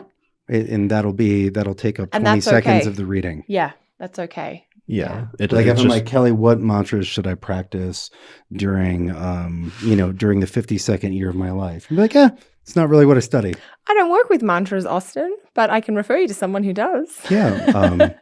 It's just too bad if that's sometimes like something the client comes into just assuming you do and then are disappointed if they didn't ask that question ahead of time to make sure that that's something that you specialize in or do. So it's important sometimes to ask those questions ahead of time rather than like in the consultation itself. Absolutely. Yeah, absolutely. I feel like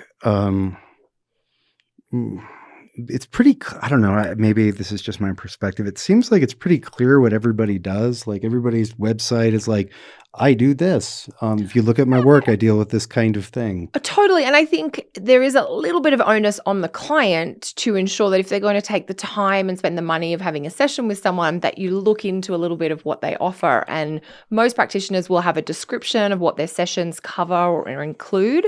So a little bit of research before you go ahead can definitely ensure that you're experience is more fulfilling. Yeah. I just think if you don't have any background in astrology, sometimes clients come in not realizing that there's differences between astrologers or different specializations or different techniques. Yeah. And that's where the issue can come from. Totally. I guess it's tricky. It can come from, and I don't know that there's a solve for that, basically. Yeah, just greater awareness of us saying that on this podcast so that the people listening to it will know to do that, whereas they might not otherwise. Yeah. All right. Let's see. Next question. Do you want to ask this one? I feel like I've asked a few. Okay. At Grace Rolek on Twitter asks, if you have the Malefic contrary to sect in the sign of its rulership or exaltation, would you interpret that as having more power to cause trouble, or would you say that it's less troublesome because of its dignity? And then there was like a related sub-question from somebody else. On Twitter, at Bryony Climb writes, is it more subjectively positive for native to have strongly positioned malefics or weakly positioned malefics? Example, would angular Saturn in Capricorn in a night chart be better or worse for the native than an angular Saturn in Aries in a night chart? So when we read this before, I think we were all essentially on the same page about the answer to this. Yes. I think so. What was the answer? Saturn in Cap.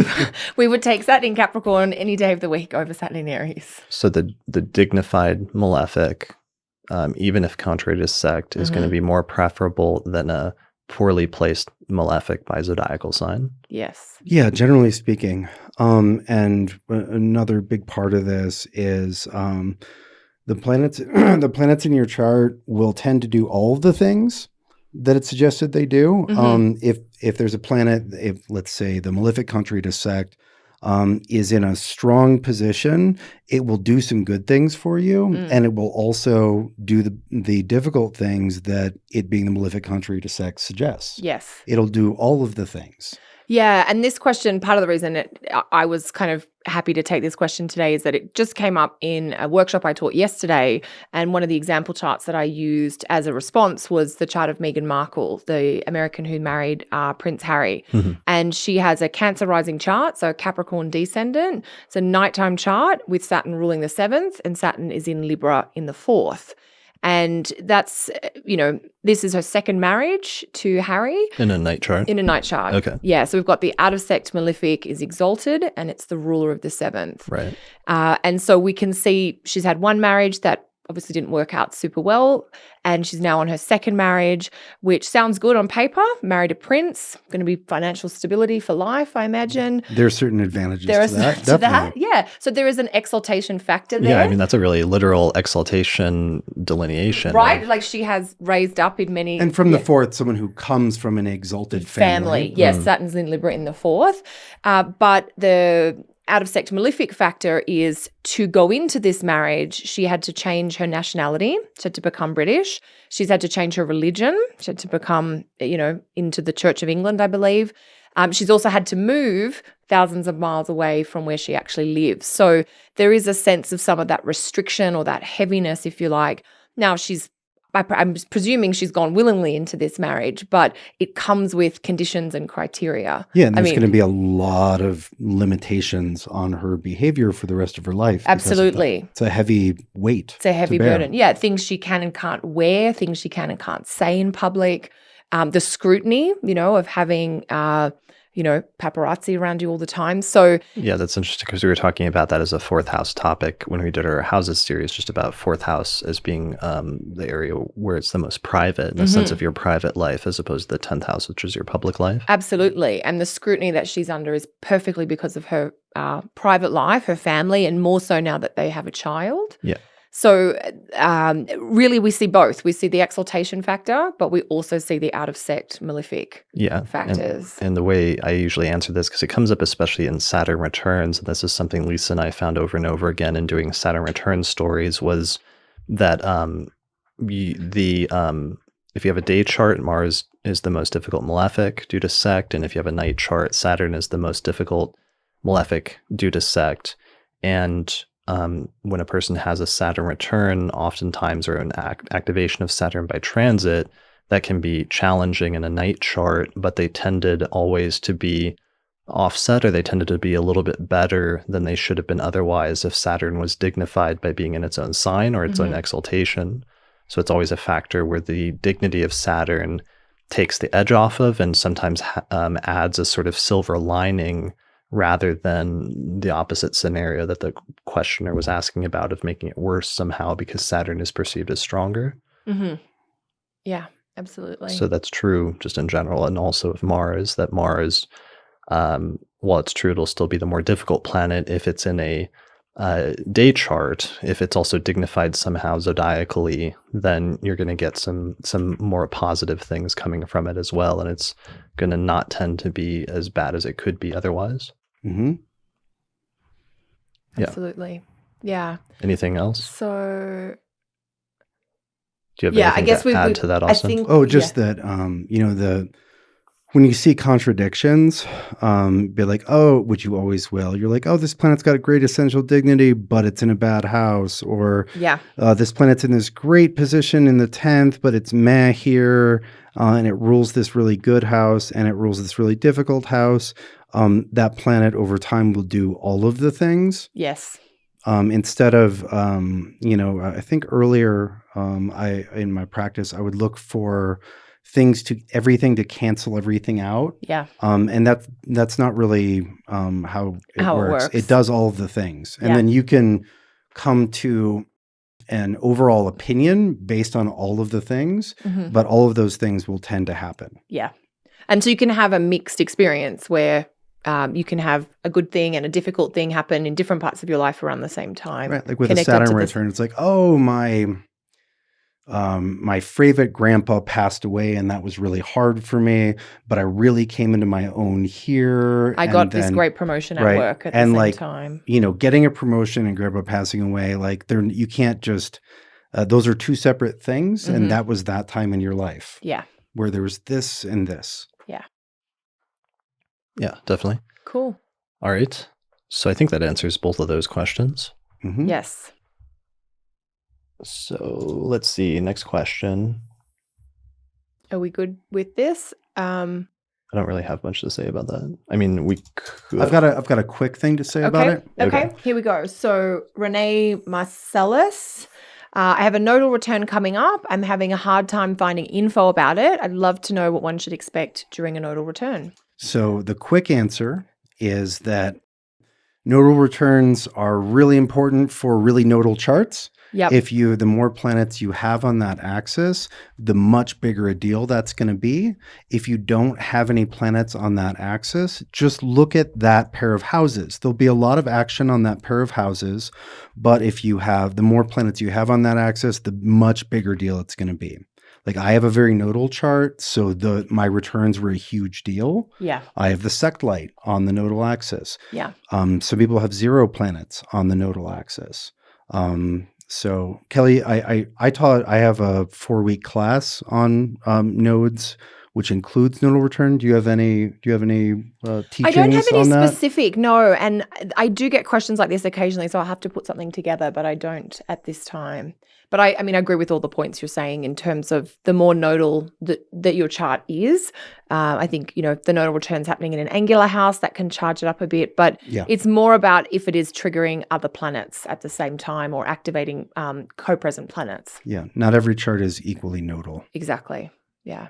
And I'm still trying to decide after coming out of modern astrology where became in the late 20th century this obsession with the nodes and this overemphasis on the nodes where some astrologers can't read a chart without the nodes being in it.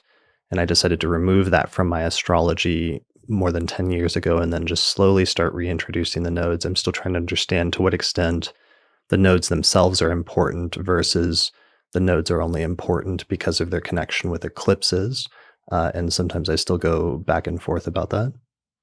Yeah, I think I have got some better understandings about the nodes from the little that I have learned through the Indian traditions of astrology. I've got some better metaphors, if you like, or better understanding. From a natal perspective, I think when there's a planet conjunct, either the north or the south node, that can be part of a factor of kind of qualifying how that planet operates in the chart. Yeah, but it's something that I did find similarly was overemphasized in the modern approach, and I had to pare it back and then bring it in the ways that I felt it was actually going to be effective, that I was seeing it be effective. Mm-hmm. Yeah. Yeah, Yeah. Okay. Okay. Great. What's our next question? Just doing a bit of a time check and how we're traveling, and if we want to keep going with this list, or if we want to we're 6 switch minutes to from another our list. proposed end time. I thought we were doing 2 hours. My recording says Wasn't we're it 1:45 in. Okay, so we've got about 15 minutes. So we did started later. late. Yeah. Gotcha. So do we want to keep going on this current question list, or do you want to look elsewhere? Yeah, we can bring in some of the questions from Facebook. Yeah. Okay.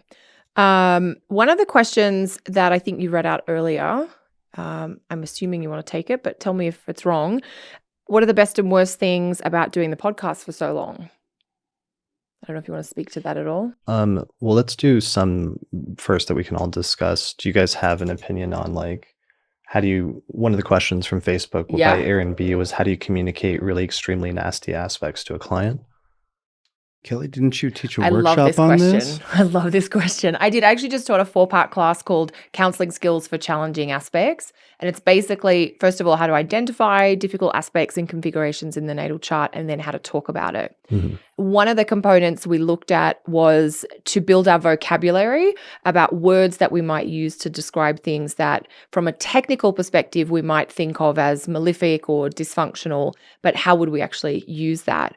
And part of the inspiration that I held inside me as I was delivering this program was from Lily's letter to the student, where he talks about letting people know their hard fate by degrees.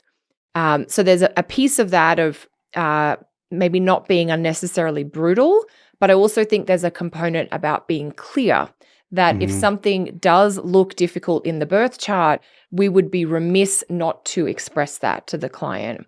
Now, we may not want to say this part of your life is crap and it will never work. I don't know that that's necessarily helpful, but we might say that this part of the chart looks quite limited. There may be some delays. It might be a part of the chart that is going to have limitation. It might be that a particular planet's condition indicates that great effort is going to be required to activate that topic, and then the individual can sort of decide whether that topic is worth the effort, for instance. Mm-hmm. So part of it is, first of all, for you to be clear in your mind about what the difficult aspect is. And I think the extra piece that traditional astrology does very well is to what topics in the life does that difficult aspect speak, so that you can be very clear that this problem in the chart, if your technical issue, is directly connected to X, Y, or Z topics. Mm-hmm. And one of the special interest areas that I've got like a research project running on is about when the Lord of the First is in quite a difficult condition and how that can indicate some health concerns, for instance. And when you're dealing with a client in that situation, you don't beat around the bush. You just go in and you talk about, this can indicate that the vitality in the body doesn't work well, that your body doesn't function the way it should, that there can be an ongoing or a lifelong health concern, for instance. What if they say, I've not experienced that so far? So I had one client say, no, my health's really good. And I was like, okay, fair enough. That factor, I'm misinterpreting it, or it's not relevant for your chart in some way. And we went on with the session. And about 15 or 20 minutes later, from a different perspective, the client then revealed that they were born with this heart condition that they had 2 or 3 surgeries for as a child. And it's been fixed, but it was there in the beginning. Right. If that makes sense. They're like, oh, yeah. The heart thing, the thing where I was born with a major heart defect and had to have 20 surgeries. Oh, okay, I think that's probably the health piece that I was talking about. And they're like, oh, I didn't realize because it's not active anymore, for instance. So there, of course, that can be tricky because is it relevant the whole life? Is it that was one of the better instances of this type of thing where it was treatable and it was a solved problem, if you like. But there are instances, Chris, I know we've talked about this, where the client may not be at a point where that issue has kicked in yet. Right. Yeah. Yeah. And that's the biggest issue, especially if you're dealing with like a younger client, is like maybe they haven't experienced that yet. Yeah. And you don't want to scare them, but from, just to use that example with the health or the Lord One body piece is, okay, fair enough. If it hasn't kicked in, that's great. If things come up for you in the future, maybe jump on them more quickly. Don't delay doing a test or getting checking things out if something comes up that's a little off. Mm-hmm. But how would you guys answer this question? Well, a couple things. So one, there's so much you can say about a life with a chart, right? And so that inherently limits the amount of things that can be discussed in a thorough and meaningful manner in any consultation, right? So if you see in a chart that during the 56th year, looks like there are likely to be heart problems, and this person is 24 and they're asking you about professional development, you're not like, oh, hold on. In about 29 years, you're really going to want to pay attention to your heart. That's fair. Yeah. Don't go out of your way to find a problem that's not relevant. Yeah. If somebody asks me specifically about a topic and there is something negative, then it is my job to relay it in an accurate but tactful manner. Beautifully said. And in general, I also think that it's important to balance, do what you can to balance your communication or your messaging about a chart. If we end up talking about something that's very difficult for a while, I think it's important. But there's a bunch of great stuff in the chart, but just that hasn't come up so far. Yeah, I think it's important to leave the person with the impression that their chart has good things too. There's a mix of right. It's not a nasty thing potentially in it. You asked about the problem, so we focused on that, but that's not the entirety of what your chart says. Yeah. And again, within the bounds of honesty and integrity, like you don't make up things that are you don't good. pretend something's better than what it is. Yeah. No, and it's funny when you said that because I taught the 4-part class on counseling skills for challenging aspects. And then the next thing that I taught was a 3-part course on benefits and blessings, looking at all the Venus, Jupiter things in the chart. So there was a real count. The teaching model took the model that I often use with clients, which is happy to talk about, what's problematic or difficult, because that's where, I remember Demetra George has spoken about this, where she talks about, in some ways, it really validates a client's experience when we can acknowledge that there is an indication or a signature in the chart that describes a problem that the client already knows they're dealing with. Yeah. It won't be a surprise to the client to hear that X, Y, or Z. Look, I know, Kristen, you were sort of, what if the client hasn't got there yet? Right, because that's true of older clients, but sometimes of younger clients, they just haven't had that event happen to them yet. Yeah. And most of the clients that I have worked with, they're like, I was curious about why, or that part of my life does concern me. I feel like I failed there for some reason, or what am I doing wrong that part of my chart or my life doesn't function the way other people's do. So there is an opportunity to create some insight or context around that for people. Yeah. Yeah, and there are one function of a lot of techniques is you can very often figure out if a difficult or if a blessing or a curse, like something really favorable or unfavorable, is like scheduled for delivery later, or whether that probably happened already. Yes. Yeah, there are some ways you can get that timing. That's one of the things when I look at a chart and I'm like, oh, that promises that. And I'm like, has that happened yet? Is that unfolding right now? Or is that like 4 years from now? In the future.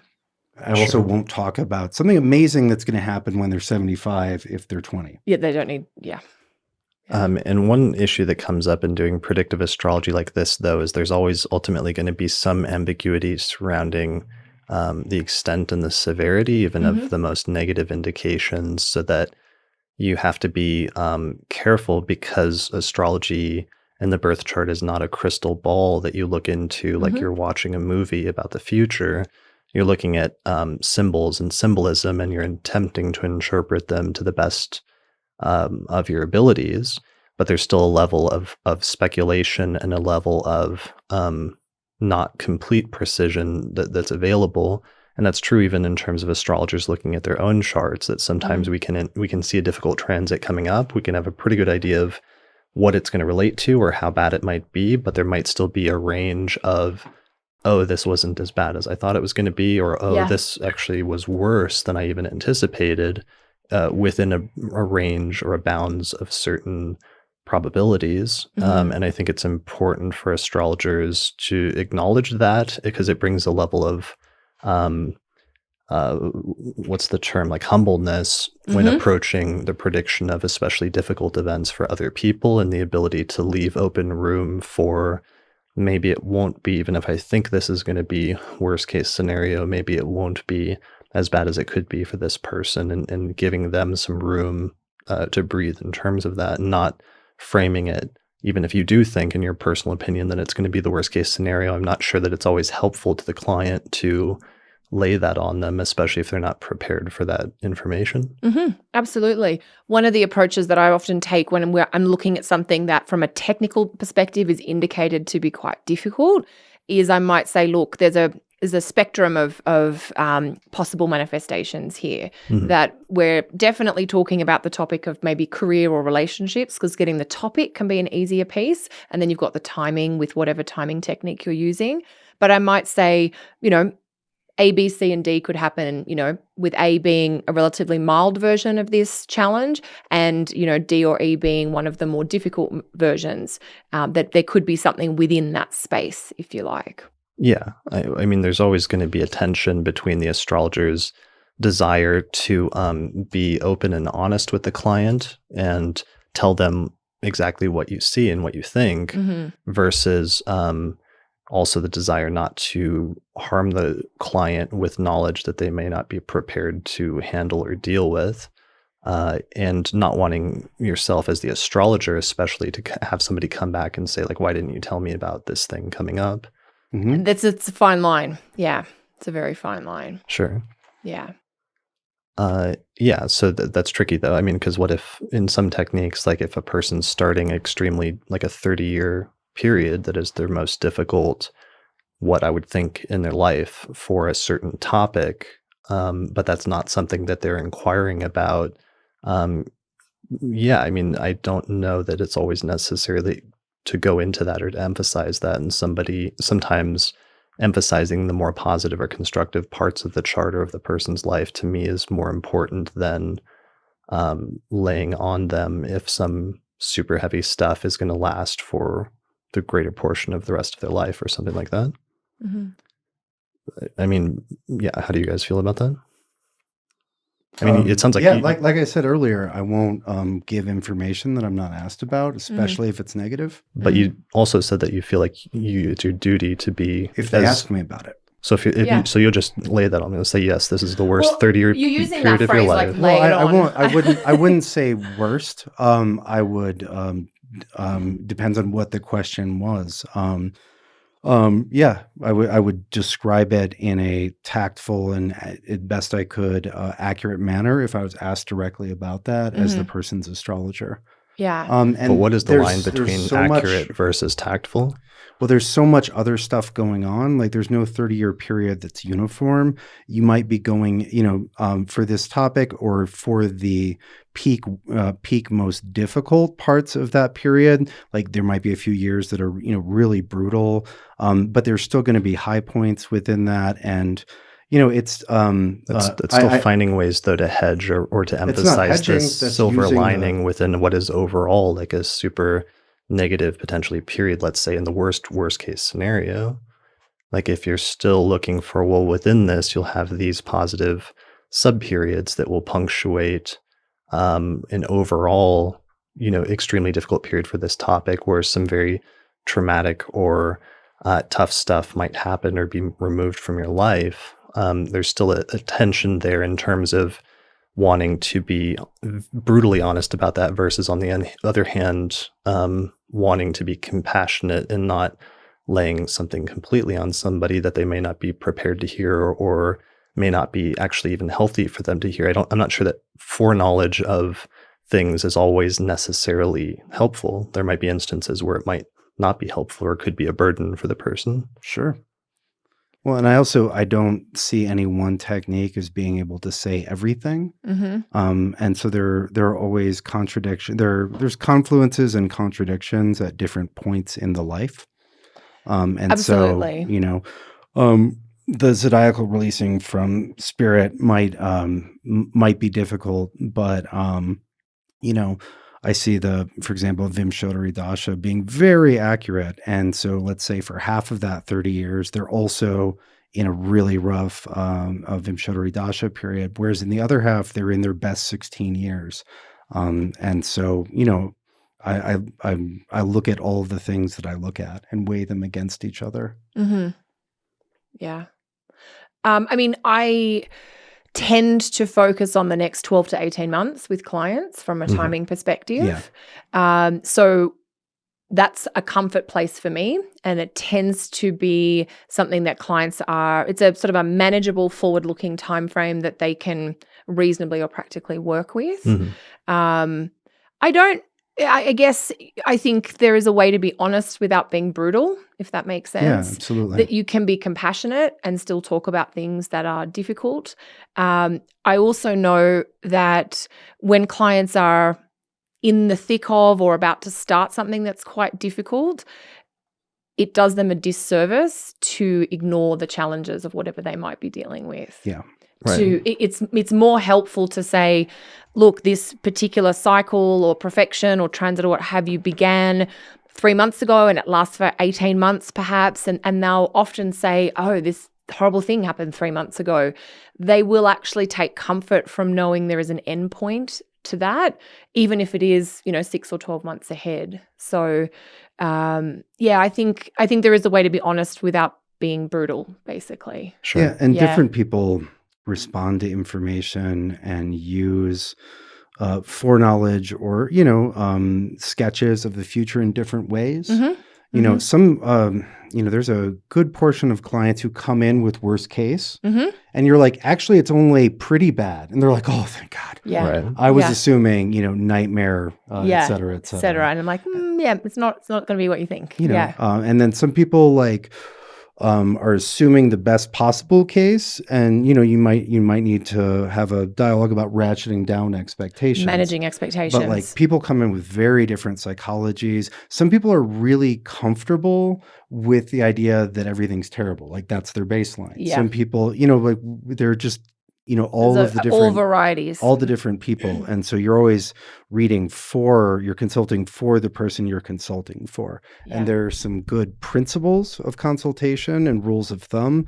But just like with charts, each chart has its own dynamic. That's true. Yeah, that's a good point. Sure. But there's some level though of adaptation to each client and where they're at and what their psychology is in terms of how you're presenting the information. Yeah. Just it's like a more intense version of having a conversation with anybody. Yeah. Absolutely. And for my practice, which has run for many years now, it will depend on whether the client is brand new or whether they're a client that I have worked with annually for 15 years. There's a different level of dynamic. There's a different level of trust between the client and the practitioner. And there's also a different level of understanding of the chart.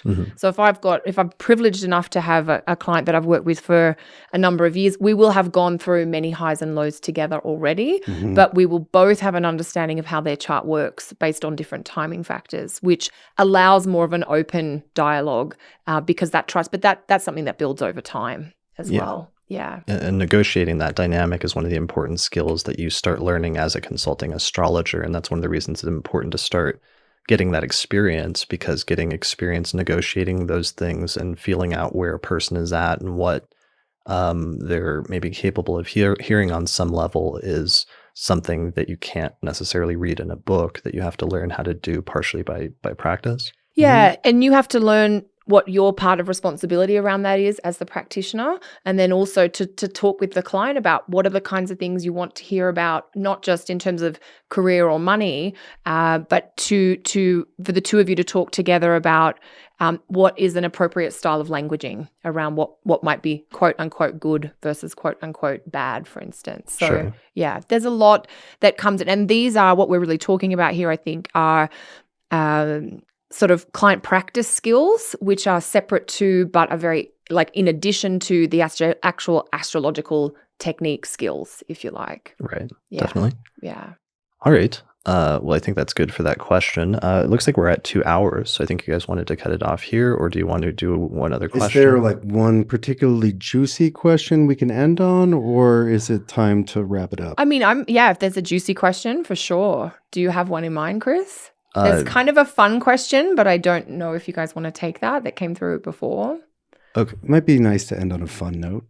Yeah. Okay. So we were just talking about how to communicate the worst possible scenario. So this is a little bit more, somebody was asking us, the three of us, about chart swaps, basically. Do you want to read the question out? Mm-hmm. So Bernal Orbit from Twitter asks, if you could trade placements with each other from your charts, which ones would you take on and why? So what would you steal? Well, because we did get the questions earlier, I have prepared my answer for this. All right, why don't you start? So I would steal your Gemini moon Oh. because I know that's not, I mean, maybe I should steal something else in your chart, but Thief's choice. Thieves' choice, yeah. I mean, but the reason I thought about your Gemini moon is that I do always admire your wittiness and your way with words, and I'm always impressed by that. So I could have a bit of that. Well, and that would fit well in your chart because you have an angular Mercury, and that would put the moon in the 4th, also angular. Yeah. So that would be a good fit. I mean, I feel like as I'm saying that, I'm like, shit, you have something really good in your chart that I probably should have traded for instead. But Chris, I thought about what I would take from your chart too. And there's a theme here. So obviously people will learn about what's of interest to me. And this is I don't know, I'm assuming I can I don't know if I would put all these things in the same chart, but I would steal your Mercury-Saturn conjunction. Okay. Because I like the thoroughness and the diligence of that. I do not have a Mercury-Saturn conjunction in my chart, so I really appreciate that sort of structure and that depth that you have. So that's what I would steal. And I didn't even steal any dignified planets or anything like that. Well, that was very kind for you to leave those untouched. I left those for both of you. It's like a astrology trading game. Basically, let's just pretend it's like Settlers of Catan, and we're like, instead of wooden sheep and bricks, we have to we're bargain. Trading planets. So I don't know if either of you have thought about this. Let's see. I don't know. I think Chris's 11th house Venus would solve some of my problems. Probably. I have an 8th house Venus, and it rules my 11th, but from the 8th. Yeah, that's different. And 11, a lot of 11th house stuff is really draining for me. Mm-hmm. And what I think is beautiful, all these Venus topics, tends to be more private and work better in a one-on-one. Yeah. Or a more private context. And so I don't know, it seems like it would be useful to have an 11th house Venus for, as much podcasting and talking as I do. As you do. Okay. One of the things that's really funny is as we're sitting here recording this episode. What's happening in the sky? Well, I don't think I can pull it up right. I can show it, but literally when we started this episode, the recording, Venus was still in Sagittarius separating from Jupiter, and it just slipped into Capricorn. So I'd also steal Kelly's 11th house Venus in Capricorn. Okay. So that's great. You're taking two 11th house Venuses. Yeah, so now I have two 11th house Venuses. That'll solve a lot of my my social problems. Until actually, not just this moment, but earlier on this trip, I didn't make that connection, Chris, that you and I both have an 11th house Venus. Okay. And Venus rules my 11th. Different signs and stuff. Yeah, and so we all have a Venus connection to the 11th. Mm-hmm. You would just like the placement version of ours rather than the rulership version of yours. Okay, that's fair. That's fair. So I'm just taking all the Venuses. Yeah, like a greedy Venus over here. I think I would steal both of the Jupiter emphasis in both of your charts. I have so much Saturn in my chart. It's the ruler of the ascendant, and my moon's in a Saturn-ruled sign, and Saturn's up there with all of the Scorpio planets, like the Sun and Mercury, that I think I would take. Kelly, you just have that stellium, and then you have a very exuberant Jupiter in Leo that's ruling the Pisces planets. Yeah. In Austin, you have that exalted Jupiter in Cancer in the first house. So both of you have the offsetting Jupiter influence, which I otherwise normally just import by getting you to come out here and balancing out. You would like to keep it permanently. Well, now I feel bad about stealing your 11th house Venus because that's one of your few references. That's his joy. That's his joy piece. Yeah. Right. Oh gosh, that's too funny. Yeah. So you would steal the Jupiters. I think it's the Jupiters. Yeah. I like how you both had a theme. I mean, I kind of had a theme. I took a moon in Gemini and a Mercury placement. So we all had themes. That's cool. I like that. Yeah. And so also just to circle back to I think where we started today, we obviously all know each other's charts. So, in our sort of dynamic, it's okay to talk about this kind of thing. And then we can poke fun at each other's charts too, which we do. Well, and as we've talked to this week, we've mentioned stuff in passing or gotten to know each other even more than we did previously, because usually we meet up at conferences. Yeah. And occasionally like a chart placement or whatever will become relevant and will be mentioned in passing. Oh, we have definitely had chart chats this week. Yeah. Over cups of tea or dinner. I mean, that's part of the fun of meeting up with other astrologers. Absolutely. And making them friends. Getting all this 11th house Venus action going. Right. All right. Okay. Well, I guess that's it for this episode. Yeah. All right. Thanks everyone for sending in all your questions. Thank you for your Qs. I hope you like our As. Yes. Yeah. Thanks for sending in your questions. Sorry if we didn't get to everybody. We got to as many as we could today. I think we did a pretty good job actually of getting through quite a few. We did, because there were a few we were able to kind of bring in just because they were complementary to others. So right. Yeah. Cool. All right. Well, thanks everyone for listening to this episode of the Astrology Podcast. Thanks to the patrons who supported the production of the episode, and we'll see you again next time. Bye. Bye. Thanks to the patrons and sponsors who helped to support the production of this episode of the podcast through a page on patreon.com, including patrons Christine Stone and Nate Craddock, as well as the AstroGold Astrology app available at astrogold.io, the Portland School of Astrology at portlandastrology.org, the Honeycomb Collective Personal Astrological Almanacs at honeycomb.co, and also the International Society for Astrological Research, which is hosting an astrology conference in Denver, Colorado, September 10th through the 14th, 2020. And you can find out more information about that at esar2020.org. And the Northwest Astrological Conference, which is happening in Seattle, May 21st through 25th, 2020. And you can find out more information about that at norwac.net. For more information about how to sign up to become a patron of the podcast, go to patreon.com/astrologypodcast.